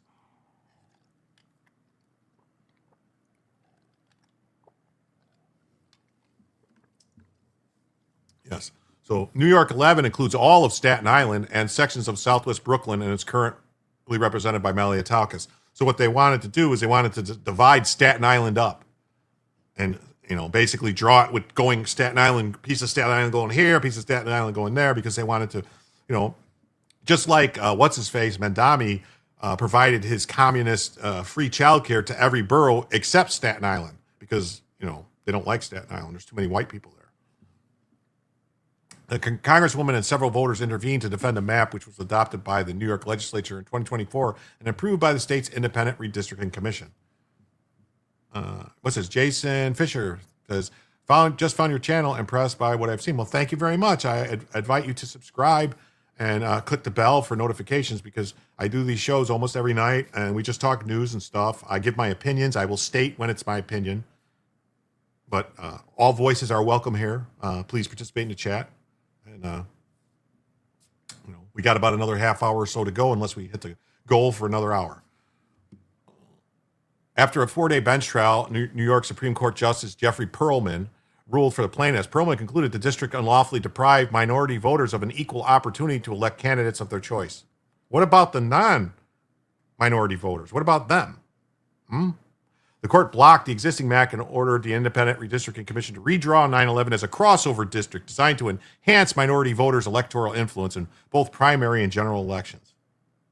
State officials and Malliotakis appealed and sought emergency stays from the appellate division, but both courts declined to halt the ruling while the appeal proceeded. The applicants then turned to the U.S. Supreme Court for emergency relief. In an unsigned order, the Supreme Court granted the stay and said that the trial court order is now stayed pending resolution of the state appeals and any subsequent petition by certiorari to the U.S. Supreme Court. This means that the current New York 11 boundaries remain in effect for the 2026 midterms, preventing any immediate redraw. In a concurring opinion, Justice Alito described the trial court's order as blatantly discriminating on the basis of race by requiring a new district for the express purpose of ensuring that minority voters are able to elect a candidate of their choice. Alito characterized the ruling as unadorned racial discrimination that likely violates the Equal Protection Clause of the 14th Amendment, citing the court's 2023 decision in Students for a Fair Admission to Harvard. He also noted that the Purcell principle, which cautions courts against making election law changes close to an election, supported granting the stay to avoid a disruption to the 2026 cycle. Justice Sotomayor, joined by Kagan and Jackson, dissented. Sotomayor argued that the court lacked jurisdiction. The United States Supreme Court has jurisdiction over every fucking thing in the United States. They are the Supreme Court over the entire country. They have jurisdiction over everything. She accused the court of applying rules for thee, but not for me, approach to the emergency election dispute. The case will now proceed through the New York appellate courts, in which the legality of the district order under the state constitution will be reviewed. For now, however, the Supreme Court's order locks in the existing map for the upcoming cycle, ensuring New York 11 will remain unchanged for the 2026 midterms. The dispute could still return to the high court if the state courts ultimately uphold the trial court's decision. The court's reasoning could also foreshadow its approach in the Louisiana versus Calais, a closely watched redistricting case pending before the justices. That case challenges Louisiana's 2024 congressional map, which created a second majority black district. Hold on one second.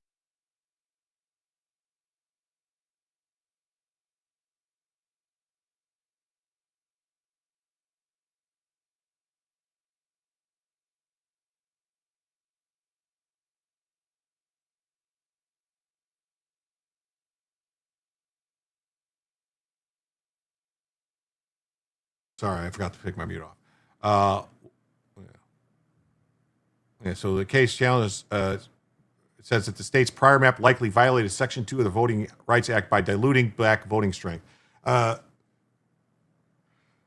second district they had to draw through Louisiana went from the Gulf Coast of Louisiana all the way up to the top, the northwest end of Louisiana. It was a stretch where some of the areas were one house connecting it.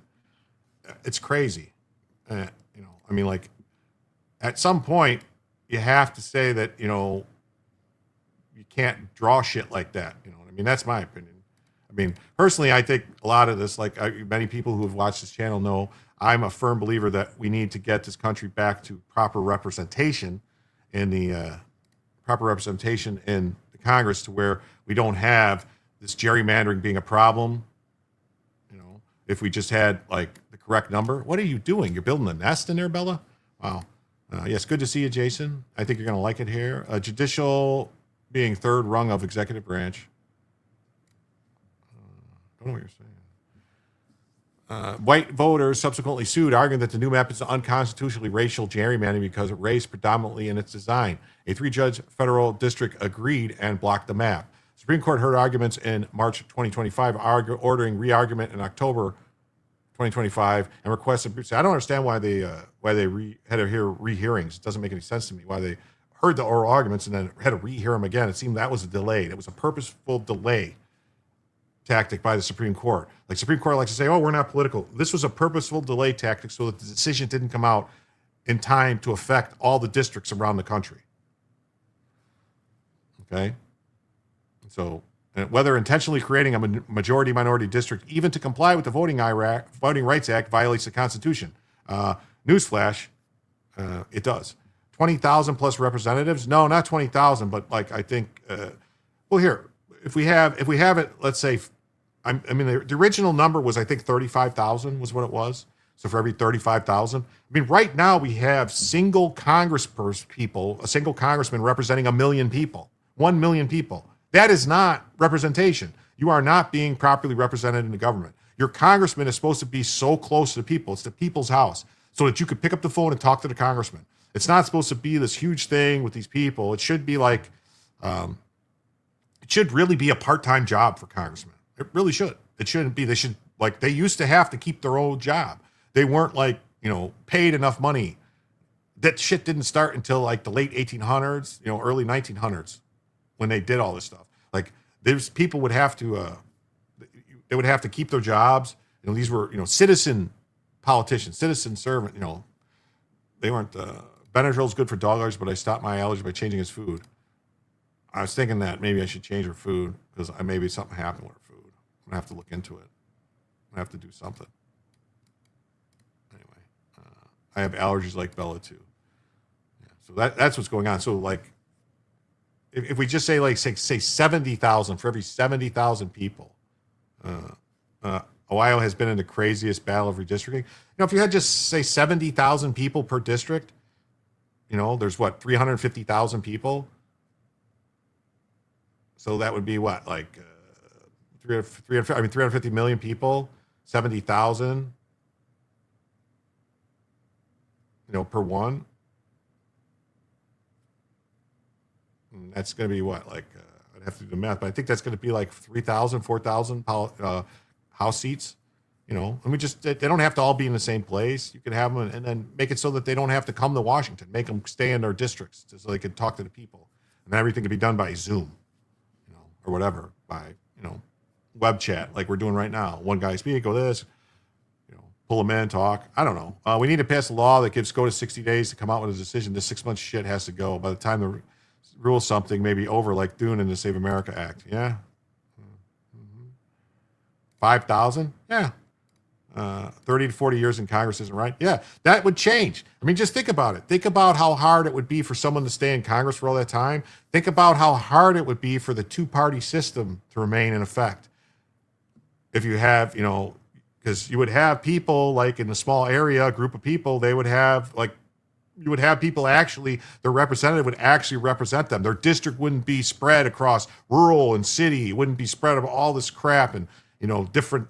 It would really be proper representation. We would end up with actual, I think, better representation. You wouldn't have any gerrymandering. Money would not be such a factor because it wouldn't.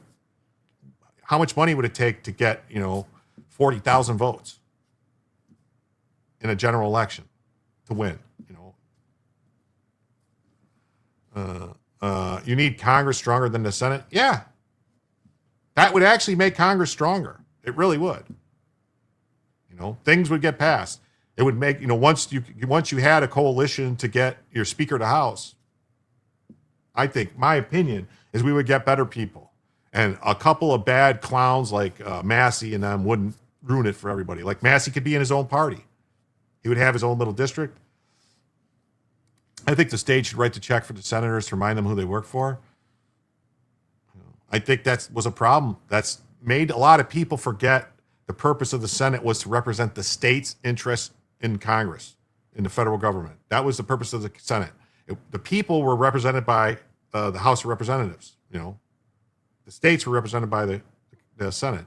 The fact that now we have all the senators, that's why these people are going, well, why is it fair that California has 2 senators and yet so does Rhode Island and these states that only have this? It's because they're supposed to represent the whole state, to give the states, this control, this say into the government, because at the time the country was founded, states were their own sovereign thing. We want regular people in Congress to reduce the salaries to only days work, prorated a max of $50,000 a year. Exactly. Just think too, you wouldn't need Congress, your congressman wouldn't need this huge staff of people. If he's only representing 70,000 people, you would not read.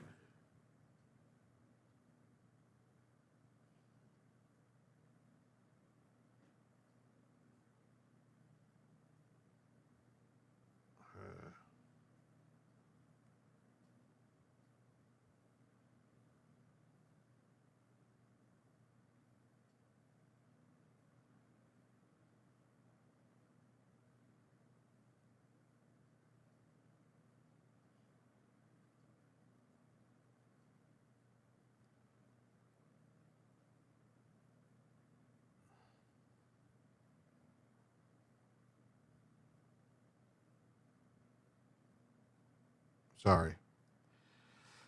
Reps are for the people and senators float the ship. Yeah, I agree. So, although New York 11 dispute arises under a state constitutional law, the language in the Justice Alito's concurrence closely tracks with the constitutional arguments raised in Calais. His opinion suggests deep skepticism towards government action that deliberately draws districts to ensure minority electoral success. I mean, that's the thing.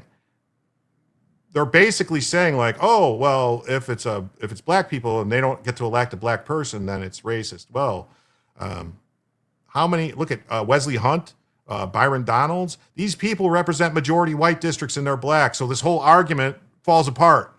It's only because Democrats. So what they're saying is Democrats won't vote for what? If it's black Democrat? I mean, it doesn't make sense. Yeah. New Hampshire pays the least for its state house senators with a base salary of $100 per year, a rate that has remained unchanged since 1889. Yeah. What is that? Is it New Hampshire? Or Rhode Island, which is the one right by Massachusetts that has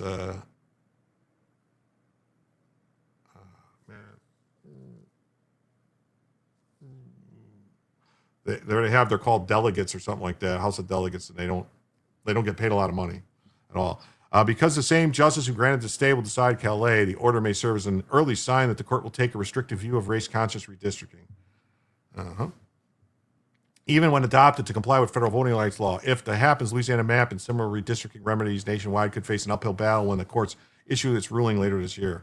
Yeah, well, that's what I'm saying. They should have issued the ruling sooner to prevent this from happening. Ancient Athens used to randomly select for government positions. They do not run to get rich; they run to support their citizens. Well, that would be the thing, if Congress only made, like, they wouldn't need to make all this money if they're only representing that small amount of people and they didn't have to work every day. Take stock holdings and it's delegated. Yeah, I think people get into politics now for the money, not at all, but a lot. Yeah, not all, but a lot. Yeah, I agree. So there's that, and then here's another decision that I wanted to bring to you guys, and this is brought to us by Shipwreck Crew. He actually put this out. Aren't these the same justices that don't know what a woman is? Well, that's just the one justice, Ketanji Brown Jackson. She's opposed to this. We need people in the politics for the right reasons, definitely. So this is on his site. I am a subscriber to his Substack, but he's put this out for free because he wanted everyone to read it. So I thought I would do it here. So no paywall, free for all. A 9-0 decision, the Supreme Court removes a barrier used by some appellate judges to slow the pace of removing illegal aliens. An appeals court cannot use de novo review on any issues involving factual determinations made by immigration judges or a board of immigration appeals. It prevents a bottleneck of cases being sent back from the circuit court to the BIA because of a difference of opinion over what facts mean.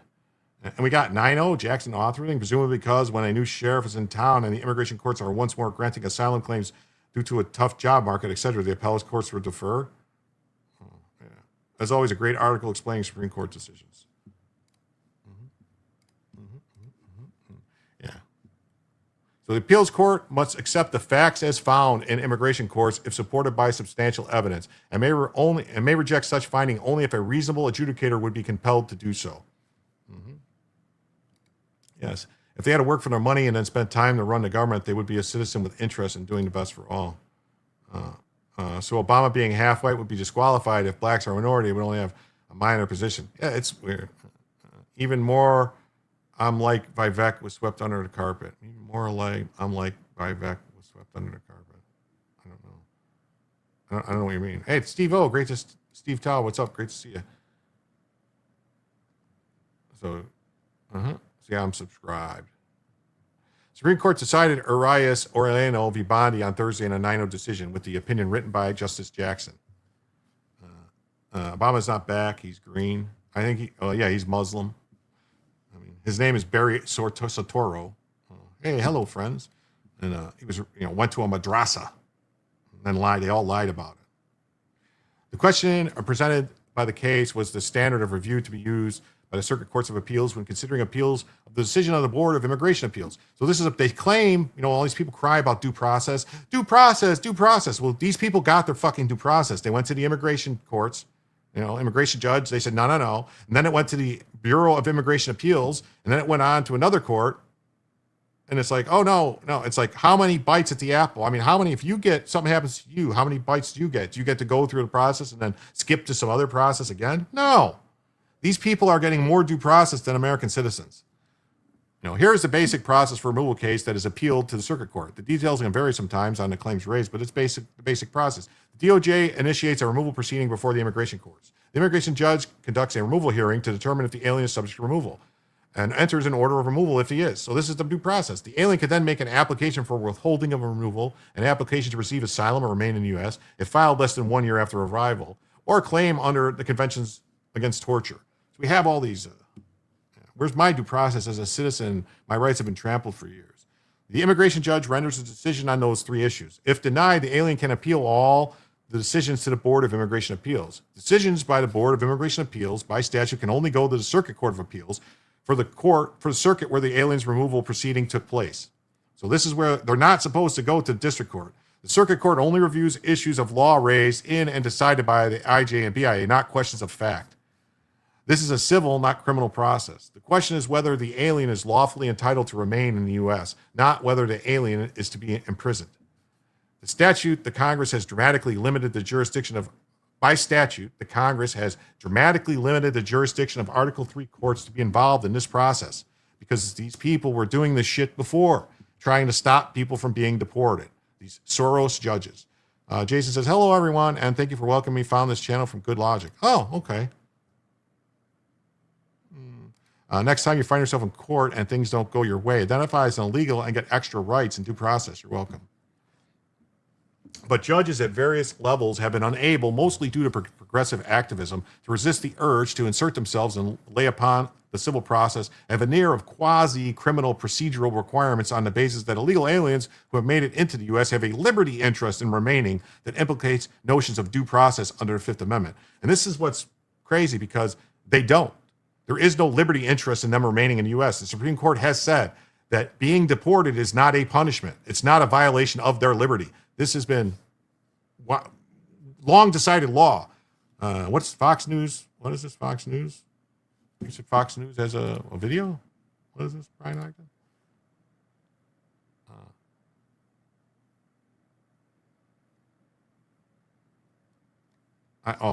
Vivek. Okay. I don't know. What is that? I don't know what that has to do with. Where's the sediment now? Oh, are you talking about the train thing that derailed under that train disaster? Is that what that's about? The immigration courts are not Article III courts. They are one of few different administrative courts created by Congress and operated by the executive branch as an alternative forum to resolve civil disputes between the federal government and individuals. The question before the court was the subject of conflicting circuit court decisions about the degree of deference the circuit courts must give to the conclusions drawn by the Bureau of Immigration Appeals from undisputed facts as presented to the immigration judge and the Bureau of Immigration Appeals on the likelihood of persecution should an alien be returned to his home country.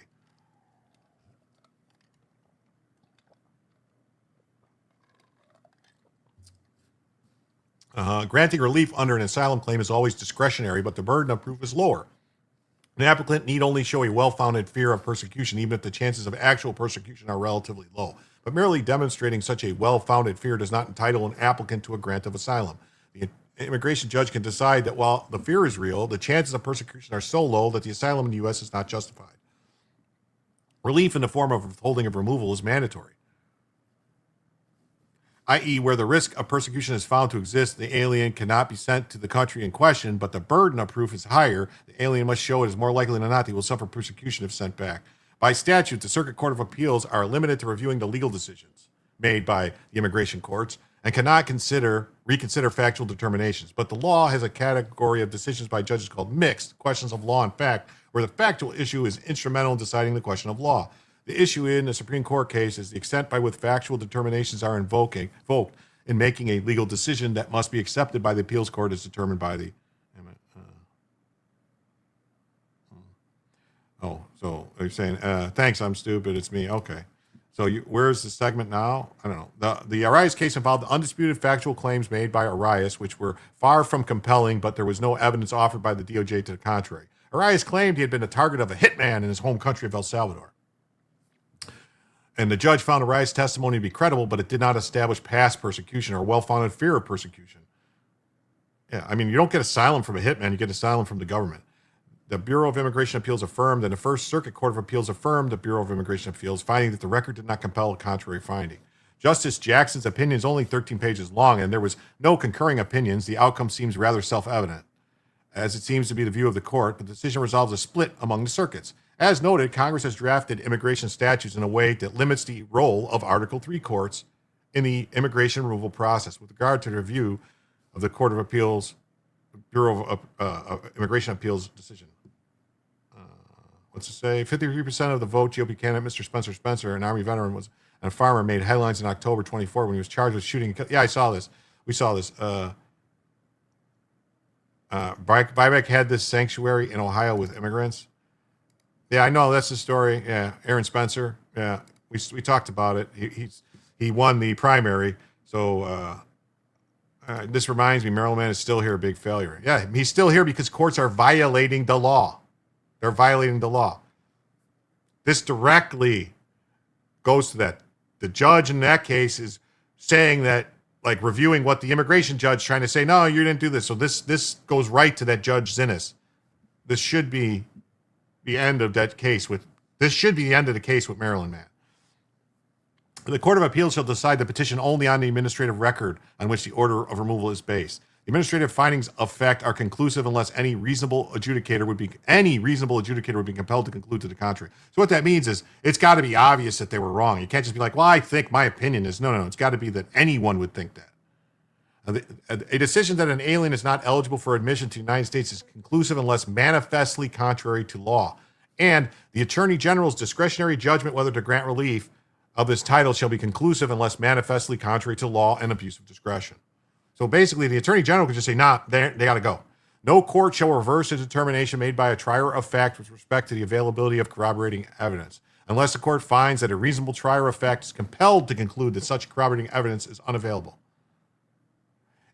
In a decision that might surprise many of the advocates for illegal aliens who expect a more sympathetic ear from the court's progressives, the court's 9-0 vote was in support of the following, as written by Justice Jackson. The language of the statute, the agency's determination whether a given set of undisputed facts rises to the level of persecution, is generally conclusive unless any reasonable adjudicator would be compelled to conclude the contrary. I mean, this is just stupid. This is the lower courts refusing to actually follow the law, trying to play games and go like, well, we didn't understand. We don't know. I'm struggling to find more to write because the balance of Justice Jackson's sort of opinion is, to me, largely self-evident. But I think one point she does make that may have been central reasoning for accepting the case for review is that she pointedly rejects the proposition that mixed questions of law and fact should be reviewed by the circuit courts de novo. That means the circuit court would not give any deference to the BIA or IJ on the issue. That would decide the mixed questions based on their own independent view of the facts. It says, it is certainly true that the required persecution determination turns on more than just facts. The INA's legal standard for persecution must be applied.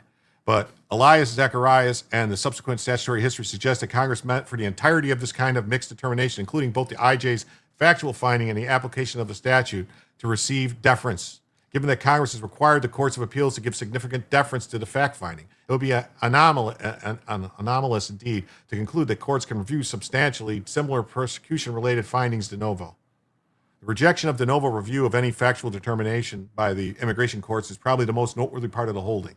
Any kind of de novo would be an invitation for Article III judges to substitute their views for the view of the immigration judges. Yeah. The judges against this will wipe their ass with this because the Senate pussies won't impeach and convict. Then we truly are. I mean, there's been some good rulings coming out lately. Now, I don't know. It would become a huge bottleneck and removal process, which it has. This is what they've been doing, a bottleneck to try to stop people from leaving. That will not happen now. Well, we will see. He's very confident of this. I don't know. I don't know. Then we had this. Look at this. Seth Moulton, a Democrat, demon rat, I believe from Massachusetts, reportedly hid Marcelos Gomez da Silva's in his office after he fled the State of the Union following a text from DHS calling him out by name as being in the country illegally. The Moulton move raises curious issues of sanctuary offices within Congress. Capitol Police handle congressional offices, not DHS. That's the built-in firewall no one mentions. Moulton's State of the Union gives reference guest gets referenced in police reports involving sexual assault on juveniles, according to the police. Yeah, so this is this guy, the person that Moulton had as his guest, was supposedly involved in. DHS should just deport the illegals and ignore the district courts. They were trying to do that, and then SCOTUS came in and basically, instead of slapping down the district court, SCOTUS played games with the whole, Kilmar, Grego Garcia thing. They're playing games with Boasberg. They say he doesn't have jurisdiction, but then they're allowing him to keep fucking around. So that's the problem. That is the problem. A problem, not the problem. A problem.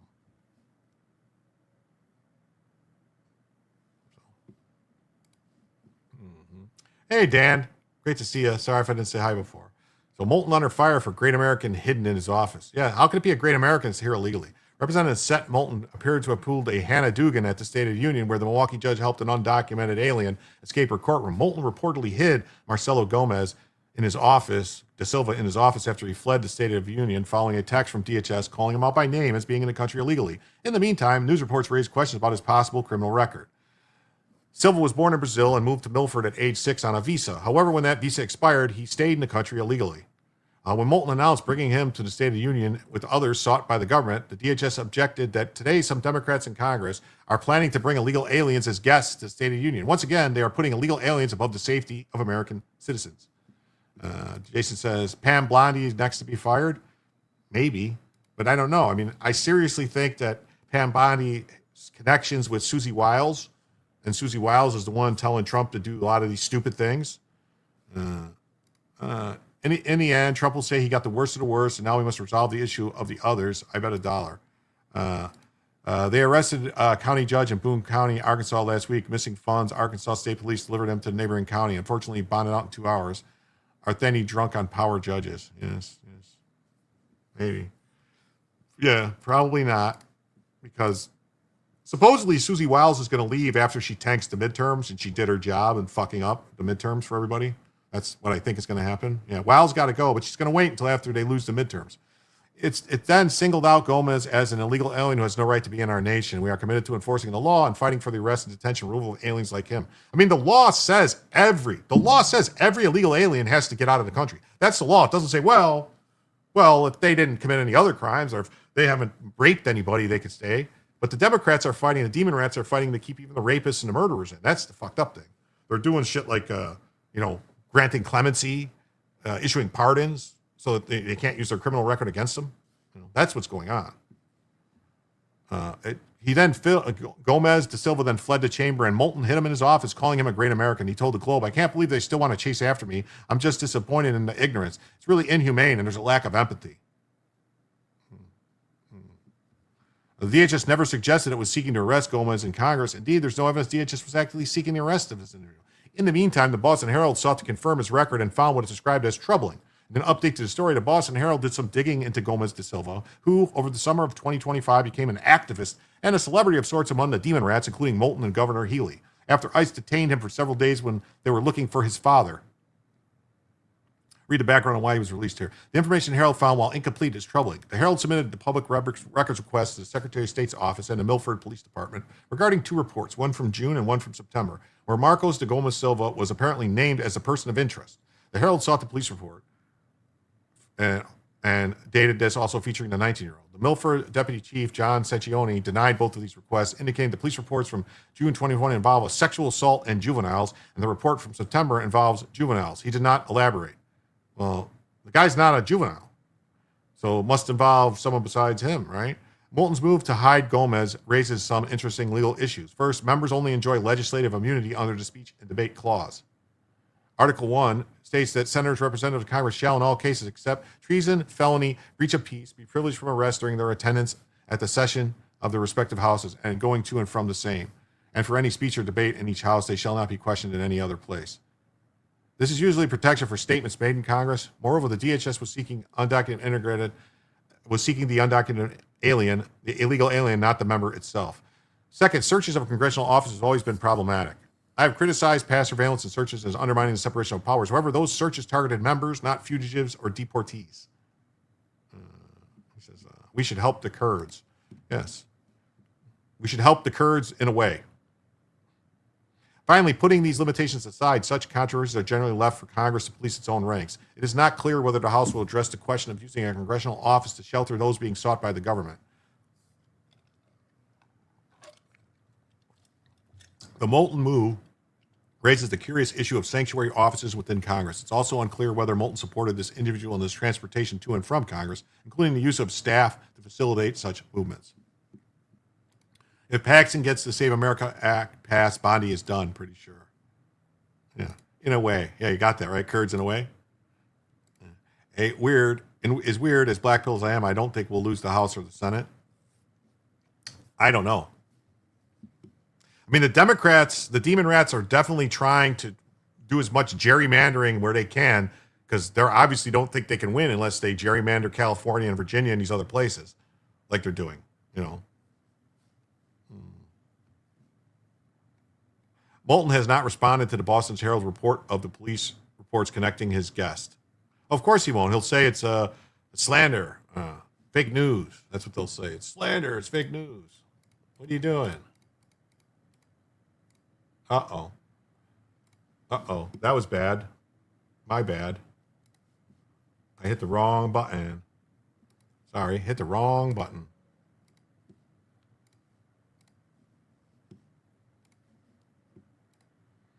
And here, this is from the U.S. Attorney for L.A. He's going to talk about another case. I heard one plan was for Iran to transfer the nuclear material to Russia. Would this have worked? I think so. I mean, but the U.S. offered, you got to remember, the U.S. offered Iran that we would supply them if they just gave up their enrichment processes, got rid of their centrifuges, that we would provide them all the nuclear material they need, ready to go for nuclear energy, if that's what they wanted. We would give them fuel for nuclear energy, ready to go. They said, fuck off, we have a right to enrich. That's the problem.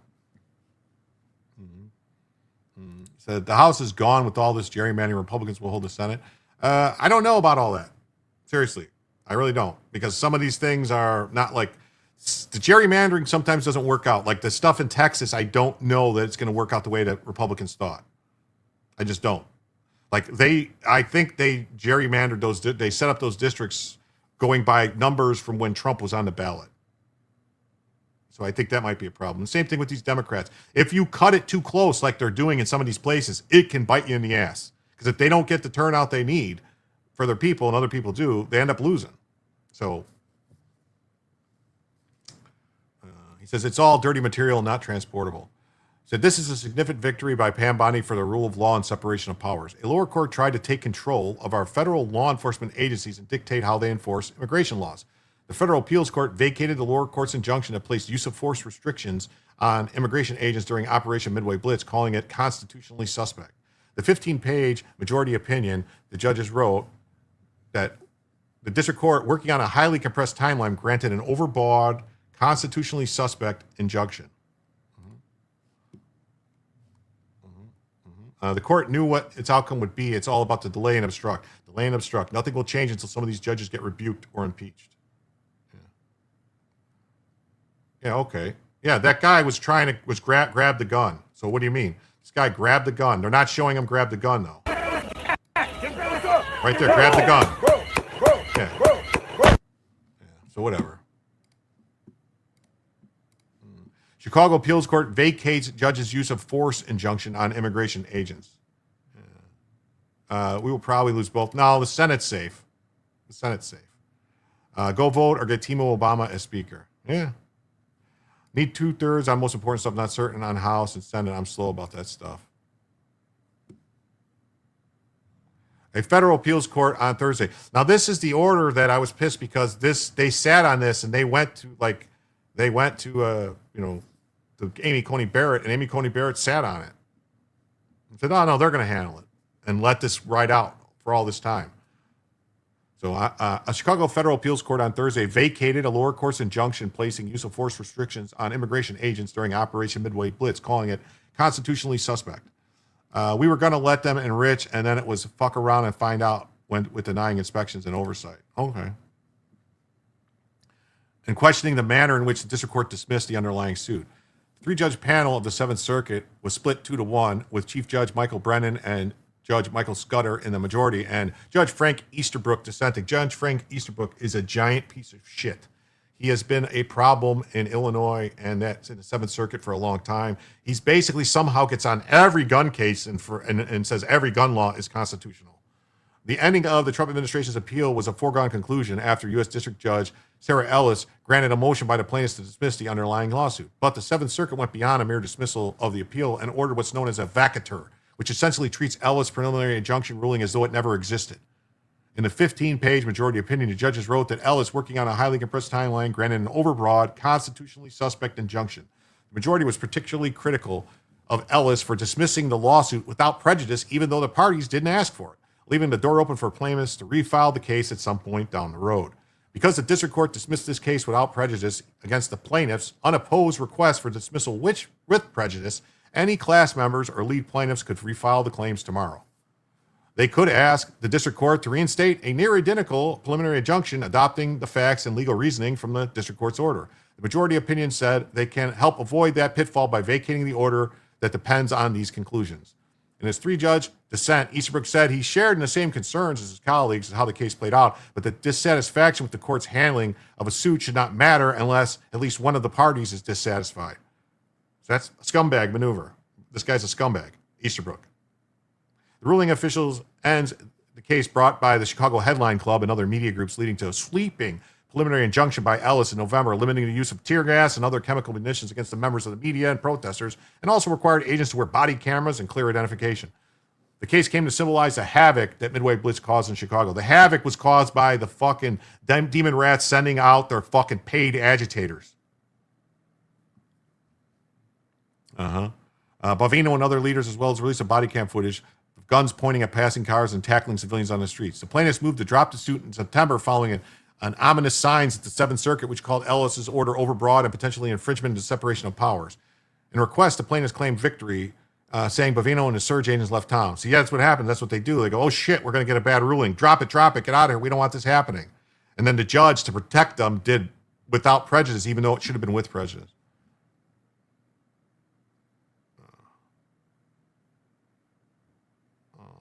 Was the overpriced ad what led Noam to being disappeared to Siberia Post? I think it was that she said Trump approved of it.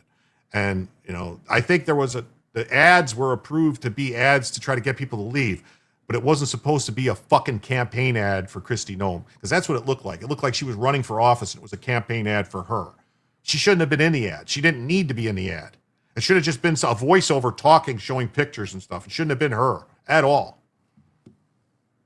In a request, the plaintiffs claimed victory. Yeah. Much has changed since then. Bavino was reassigned in January after agents under his command shot and killed 2 citizens during an immigration enforcement in Minneapolis. On Thursday, hours before the ruling came down, the lead defendant, Kristi Noem, was removed as her Department of Homeland Security secretary by President Trump.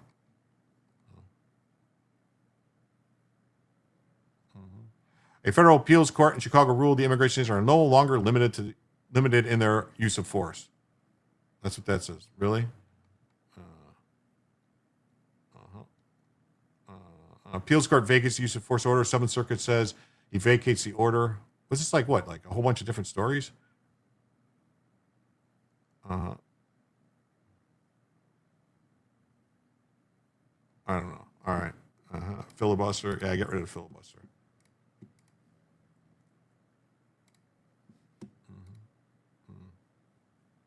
This is crazy. This is what's going on in Virginia now. You basically have them in Virginia. They're basically trying to codify and say a law that telling teachers, you have to call January 6th an insurrection. You can't say it was a riot.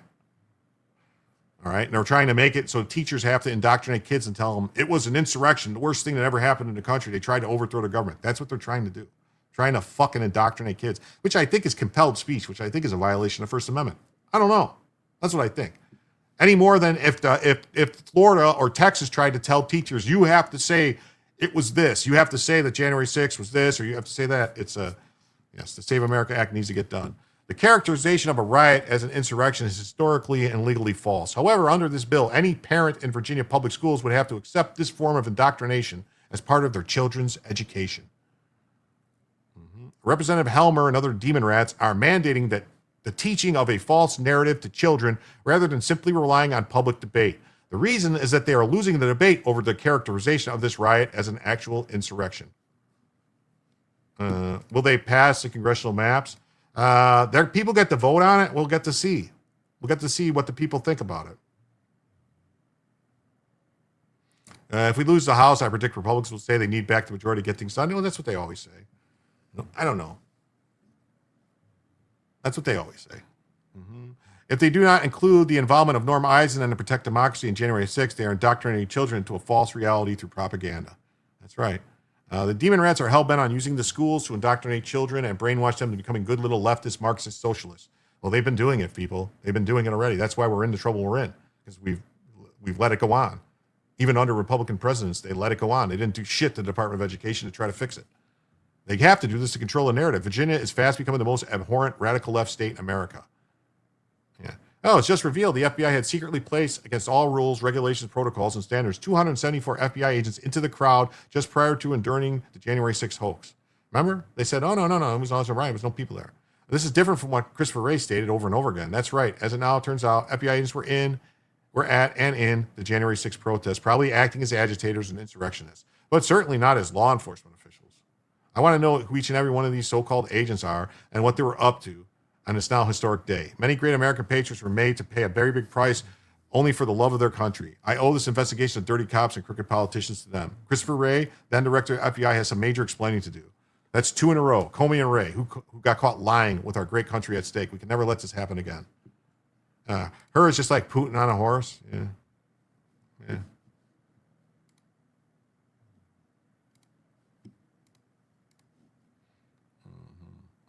Virginia Demon Rats moved to require teaching January 6th as an insurrection. Virginia Demon Rats are moving to require teachers to tell students that January 6th was an insurrection and effectively bar them from referencing peaceful protests or election irregularities. The characterization of the riot as an insurrection is historically and legally false.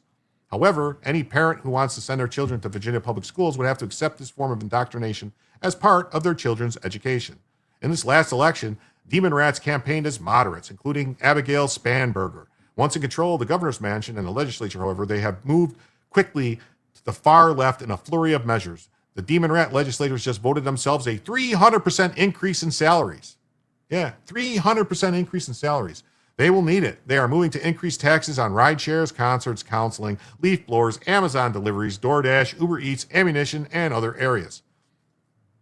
However, House Bill 333, drafted by Delegate Dan I. Helmer of Fairfax, raises serious concerns over academic freedom and free speech. The summary of the bill mandates a program of instruction on or relating to January 6th, insurrection at the United States Capitol, and further prohibits any such program of instruction, any accompanying curriculum or instruction materials, or any instruction provided by a teacher as part of such program of instructing from describing, portraying, or presenting as credible a description or portrayal of the actions precipitating or involved in January 6th insurrection as peaceful protest, and are stating, suggesting, or presenting a credible statement or suggesting there was extensive election fraud that could have changed or actually changed the result.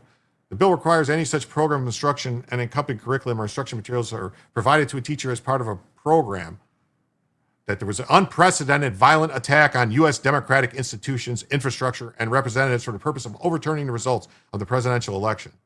Soon after January 6th, I condemned the riot, but rejected the argument that this was an insurrection. However, it soon became part of the orthodoxy in politics and academia, despite the fact that the public rejected it. The former House Speaker Pelosi declared, "It is essential that we preserve the narrative of January 6th. Yet insurrection and sedition are legal terms.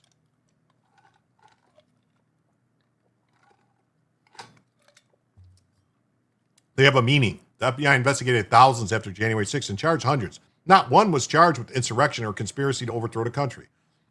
The vast majority are charged with relatively minor offenses of trespass or unlawful entry or property damage. The type of charges are common in protests and riots. Indeed, the Supreme Court effectively reduced many of the charges to mere trespass in later litigation, rejecting obstruction claims. Faced with a collapsing historical and legal narrative, Demon Rats are now moving to simply indoctrinate students that this was an insurrection. Notably, Helmer is running again for Congress after Demon Rats, with support of Governor Spanberger, moved to reduce Republicans in the state, which is divided down the middle between parties, to just one of 11 districts through gerrymandering. Alternative facts used for January 6th are considered as hate speech. That's what they're trying to do. They're trying to basically outlaw it and say you can't say that there was any peaceful protests on January 6th at all. Helmer is running in one of the most notorious new districts called the lobster or scorpion because it runs from the Potomac River in Arlington southwestward, then splits into two claws towards West Virginia line near Raleigh Springs and Goochland. In my book, Rage and Republic, The Unfinished Story, I discuss the radicalization of the American left. While many on the left advocate censoring disinformation, they are far less circumspect in promulgating their own disinformation. Likewise, where demon rats have objected to the pressure put on universities for greater diversity of viewpoint as an attack on academic freedom, these demon rats see no problem in mandating the teaching of positions that are demonstrably false. Here, Helmer and the other demon rats are mandating the teaching of a false narrative to children rather than simply relying on public debate. The reason is they are losing the debate over the characterization of this riot as an actual insurrection. This and other moves on the left will only accelerate the exodus of families from public education. Notably, Fairfax County, which Helmer represents, has seen a sharp fall in enrollments in recent years. So, pretty interesting story, I think. So,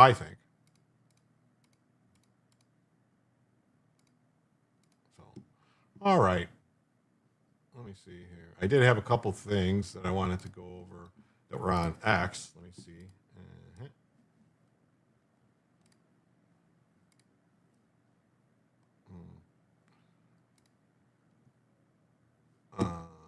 Here we can talk about this. It says, Pastor Jonathan Parnell speaks out about the confrontation with Don Lemon. Judicial Watch is refiling for docs Fannie Willis from Fulton County. Adjacent department was supposedly broken into. Nobody saw nothing. Cameras were disabled. She never met anybody dealing with J6 laughs. Yeah, like Vietnam. That's crazy. Who's live?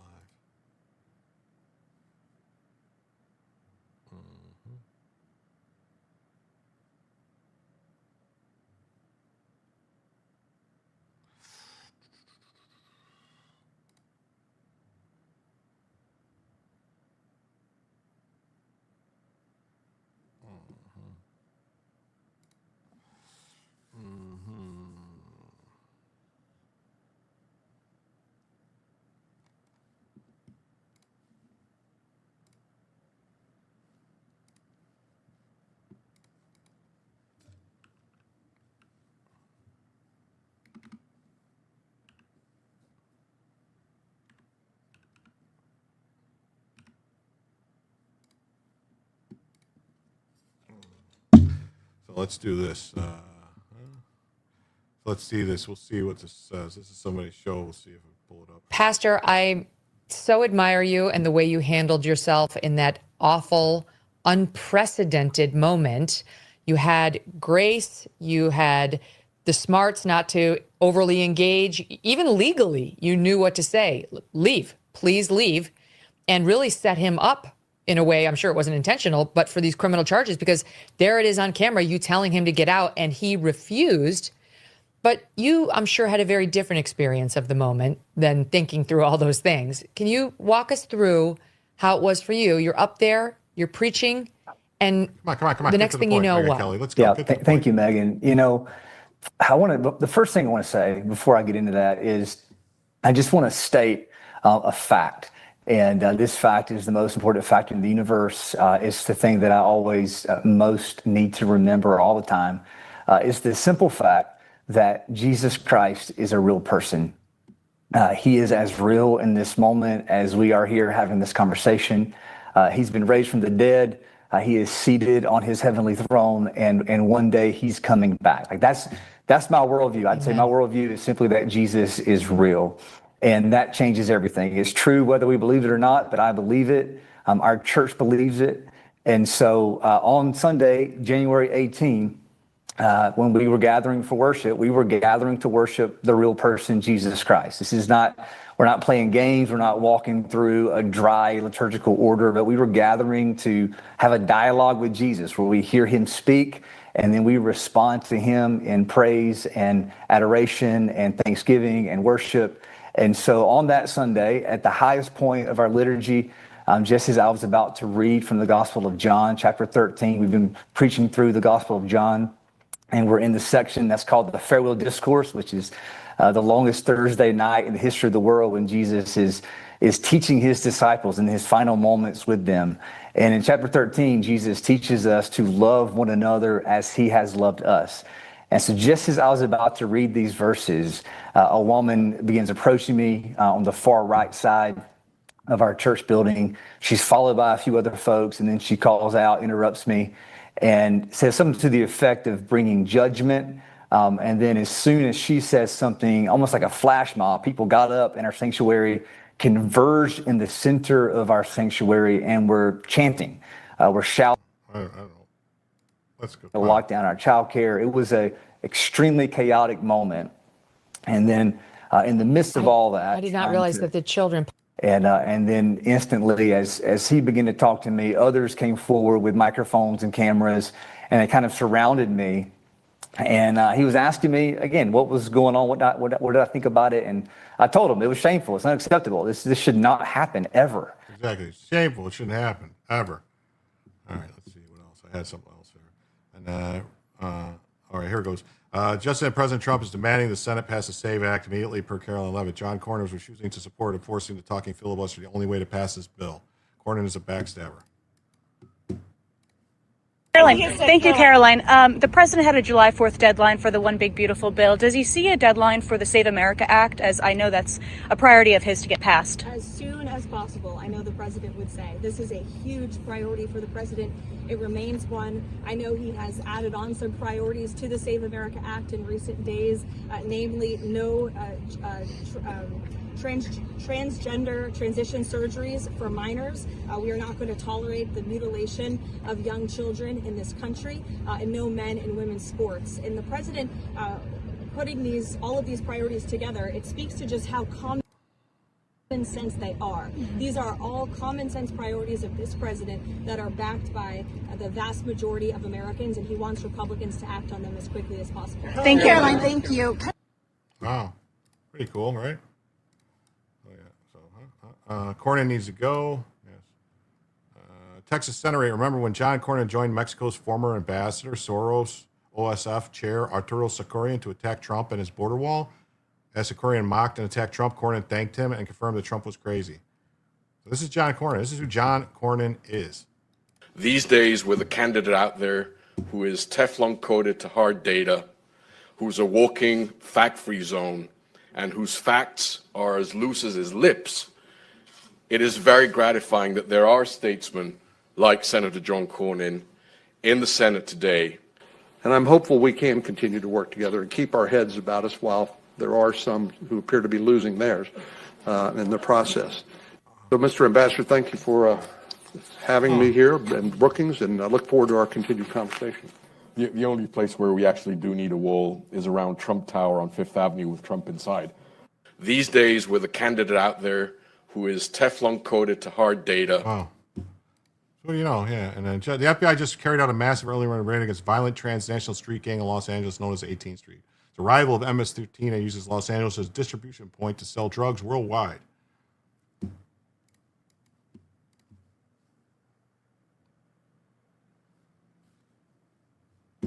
A crackdown in Los Angeles with agents making multiple arrests in their sweeping raid on a transnational street gang. Fox News has an exclusive look at the bust. Matt Finn is live in Los Angeles. He's got that for us. Hello, Matt.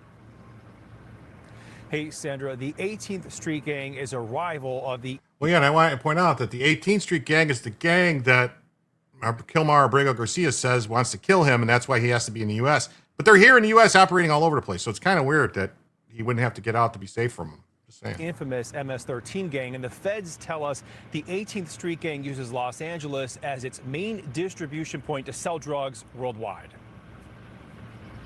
Law enforcement busting 12 members of the transnational 18th Street Gang, including top brass, in an early morning sting Thursday called Operation Dead Horse. A Fox camera exclusively rolling as the FBI raided one of the suspected stash houses. The DOJ says the 18th Street Gang has 100,000 members and is one of the largest and most violent gangs in the Western Hemisphere. It's not just LA, and in fact, it's a transnational gang, so they have control all over, even outside of this country. LAPD tells Fox the gang imports narcotics like fentanyl from the Mexican Sinaloa cartel at a discount, then marks up the price and sells lethal drugs all over the world.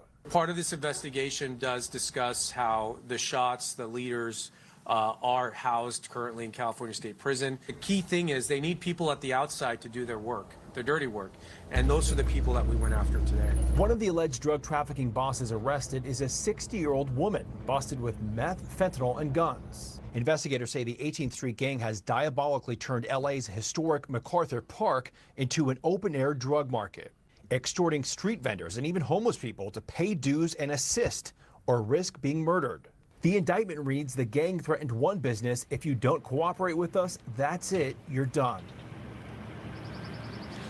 And this was a years-long investigation with LAPD and the feds, and the DOJ says it's going after cases like this because President Trump has instructed them to target open-air drug markets and transnational gangs. Sandra, John. Wow.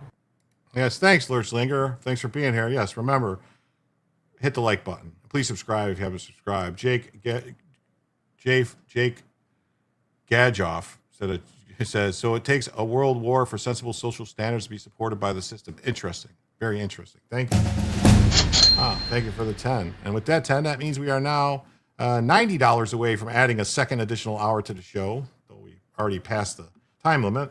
As long as I'm still going, if the money comes in, we will extend the show. That's how we roll. Thank you so much.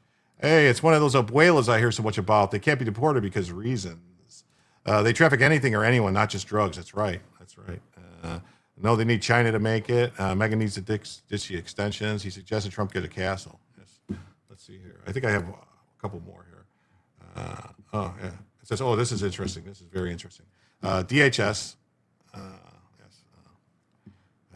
Hey, DHS and FEMA are cracking down on those who don't just scam our programs, but hijack our identity. Mario Cesar dos Santos, an illegal migrant from Brazil, legal alien, who overstayed his visa, brazenly defrauded our government by running a shadow agency called the Chaplain Emergency Management Agency. He falsely claimed SEAL was associated with FEMA. The Santos held fraudulent training seminars for a $400 fee to sell DHS and FBI identification cards to attendees, swindling attendees into believing they were paying for immunity from immigration officials. We have zero tolerance for criminals like Dos Santos who weaponize our seal and attempt to subvert our immigration system. We will ensure those who exploit our credentials face full weight of the law. Uh-huh. Right? Mm-hmm. Here's the story from a lovely lady. A legal alien ran fake DHS branch, passed down immunity cards during a $400 fraudulent course.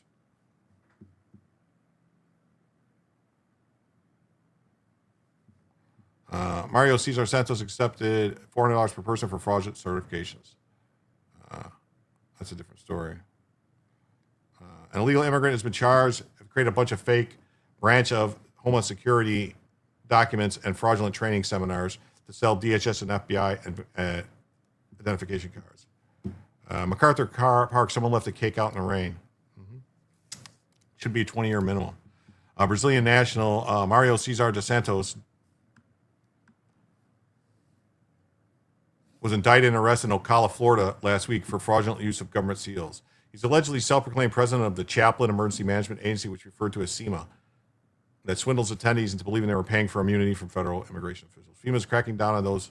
We just saw this. So we have zero tolerance for anybody who weaponizes our system. Dos Santos charged $400, generating $14,000 in total revenue for individuals who took the fake course and received certification that featured FBI and DHS seals, as well as the SEMA seal falsely associated with FEMA.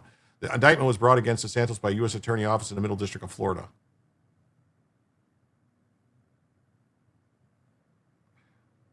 Emergency chaplain. What the fuck? He now faces deportation proceedings after he overstayed an expired visa. The news of his deportation comes as President Trump ousted Secretary Noem on Thursday from her role. Trump promptly named Noem's successor, Markwayne Mullen, which I don't like taking a good, solid Republican out because the Governor Stitt of Oklahoma is a globalist piece of shit who's fine with girls and men and women's sports and trans and kids and all that shit. He's all for all that shit. I am pleased to announce a highly respected senator. So we saw that serving 10 years in the House. Yes, and Trump said that he's the first. He is the first. Where does it say? He's the first tremendous job representing piece of Oklahoma, undefeated MMA fighter. They didn't put this in here. They didn't put it in there. That he's the first Native American elected to the Senate. Sources familiar with the transition, so that's a different story. Anyway, was that a gift, lol? I don't know. Was what a gift? What happened? I don't know.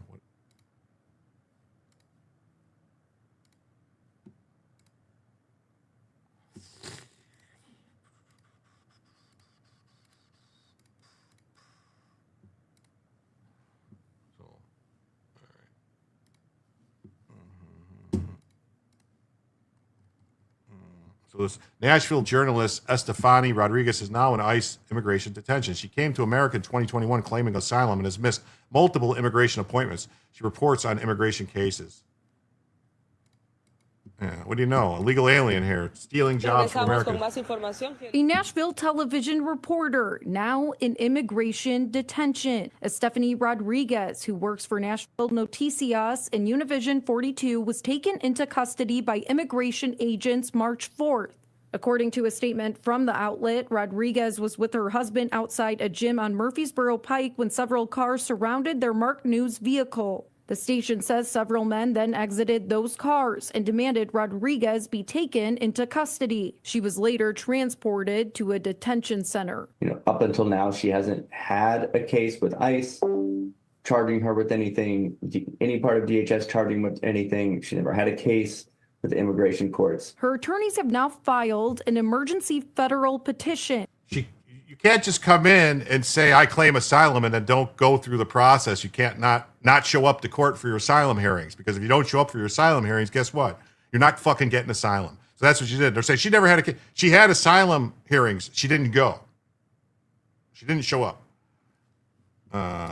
This is funny. You have to know if you're here illegally. Yeah. And she's like, oh, she never had a case.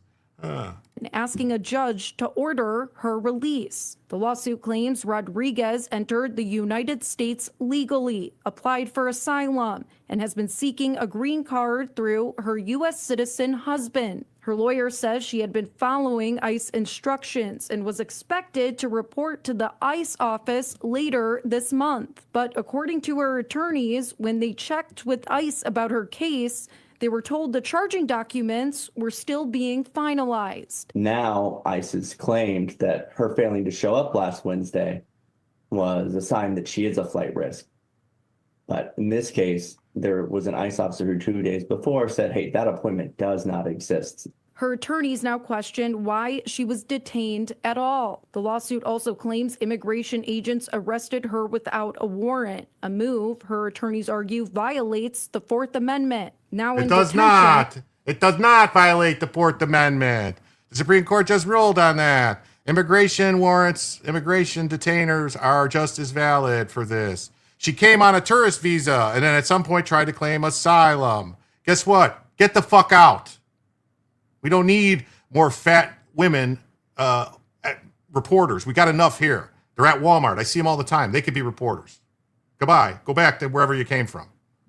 Not a citizen. That's right. The Fourth Amendment does not protect you when you're here illegally.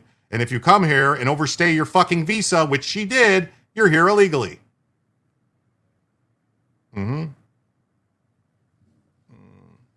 I believe Trump is replacing no one to satisfy some backroom deal with deep staters to keep our government functioning. If she's married to a citizen, then it's case closed. Actually, it's not. You don't automatically get a green card. It's not how it works. It's not how it works. You still have to go through the process. It takes time. I wish Jim would just say what he feels. Ha ha ha. I mean, I'm not trying to be offensive. That's the problem. But, there was a time when reporters there was a standard for what reporters would look like. That's all. And it's not these pudgy, people, but, yes, married to a citizen means nothing. Means nothing at all. No. There's people that get married and they try to get into the country. It takes years and years and years and years. Years. Yeah. They have a lot of these mids acting as reporter. I wouldn't even call her mid. She's like below mid. She's like low. And she's only going to get as she gets older. Sorry. Those are facts. Her attorneys say she will likely miss an important step in her green card process. The one meeting she might actually miss is she's supposed to go do, her fingerprints for USCIS for her green card application on the 17th of this month.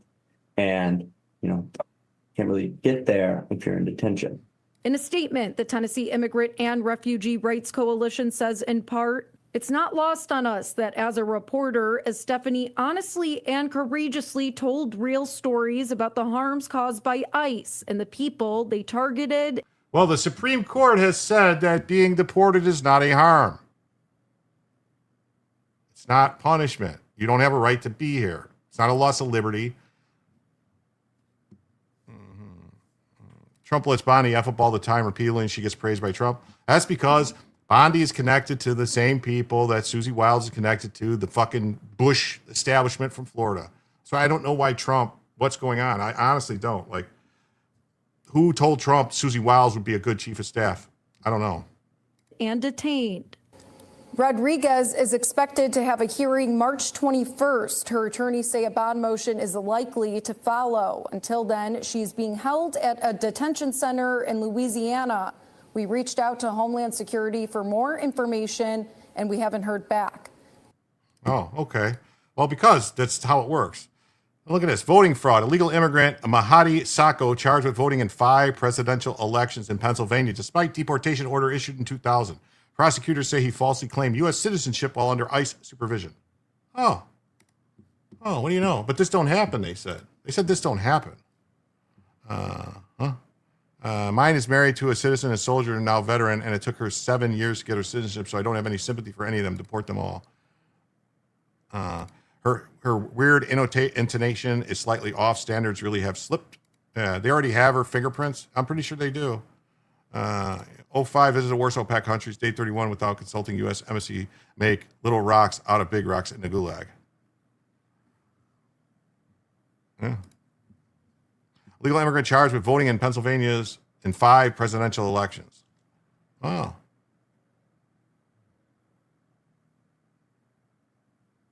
Is this actually going to be about this? Is this actually going to be about this?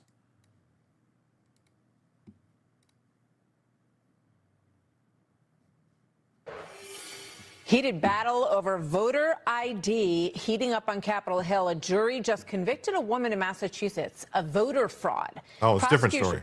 Prosecutors say that she also stole more than $400,000 in federal benefits. White House correspondent Aisha Hassan reports live. Oh, so you're going to tell me from criminals the commit Hi, crimes? Aisha.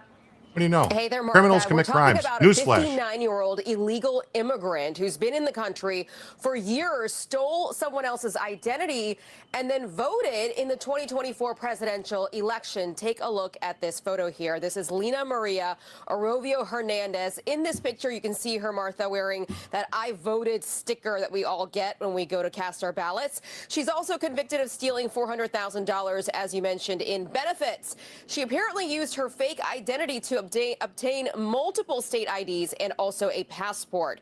So the president this morning, or excuse me, on Sunday, posted this on Truth Social. America's elections are rigged, stolen, and a laughingstock all over the world. He is calling for voter ID, proof of citizenship, and bans on mail-in ballots as he supports the SAVE Act on Capitol Hill. That's a Republican-led voter ID bill that is expected to hit the floor of the House this week. House Minority Leader Hakeem Jeffries is claiming the bill is just an attempt by Republicans to rig the midterm elections. The question is that what Republicans are trying to do is to engage in clear and blatant voter suppression. They know. Yes, we're trying to suppress people who shouldn't vote from voting, people who are not legally able to vote from voting. Holy shit. Jim, no offense, but this is white people's fault, white liberal women to be exact. Oh, I understand. I totally understand. I totally understand. Oh, that if there's a free and fair election in November, they're going to lose. So if there's a free election, like it's free, everybody to vote. An illegal immigrant from Mauritania was charged with fraudulently voting after casting ballots in Pennsylvania the last 5 elections. Mahadi Sacco, a 50-year-old Philadelphia resident, was ordered deported from the U.S. in 2000. So this person was ordered deported 26 years ago. 26 years ago. And still here. Due process. No, these people like this that were ordered deported 26 years ago should be dragged out immediately. No, nothing. Just blunk out. Yes, the awfuls, they suck. The FBI special agent investigating the case said state records show Sacco also voted in the following federal elections: 2008, 2012, 2016, 2016 general election, primary, 2020. Sacco voted in the person for each of these elections except for 2020, and she voted by mail. What do you know? Yes. Clean and blatant crime suppression. Absentee ballots were a non-issue because it was closed to certain people. Jeffries is gay. Changed my mind, probably. If convicted, she faces 5 years. Fox News reached out for her attorney, but found no. Voting records show Sacco registered as a Democrat. No figure. Demon rat. What do you know? The complaint alleged Sacco entered the U.S. Miami in March 98. Immigration judge in Philadelphia in June of 2000 ordered Sacco removed from the United States back to Mauritania. Sacco was present in the court for that decision. Yeah, Republicans want to disenfranchise non-citizens. That's right. That's right. It added that Sacco was arrested by ICE in Philadelphia in January 2007. However, Sacco did not have a current passport from Mauritania, and ICE was able to obtain one for him. It's a woman, or I don't know. A judge removed Sacco from the United States, was unable to enforce. So this person didn't have, a fucking illegal alien didn't have a passport, so that's their cheat code. They throw away their passport. They don't have a passport, so we can't make them leave. Fuck that. They got to go. So this person was under supervision, and they were still voting. So I guess maybe it is a man. FBI agent wrote that in a complaint that Sacco checked in with ICE multiple times, but still registered to vote. This is crazy. The charities, organized chaos, mass, blatant corruption. Interesting relationship. It is. Well, everybody, it's been almost 4 hours. We did not, so I gave you almost an extra free hour tonight. We went 45 minutes over just because, I like to do that, especially on Friday nights, to see what happens. So I want to thank everybody who was here. Please remember to hit like. Please remember to subscribe, share it out, let your friends know. There will be a show Saturday night tomorrow, probably 9 o'clock, 10 o'clock, somewhere around there. I want to thank you all and wish you all adieu. See you tomorrow and come back for Jim to tell you the news.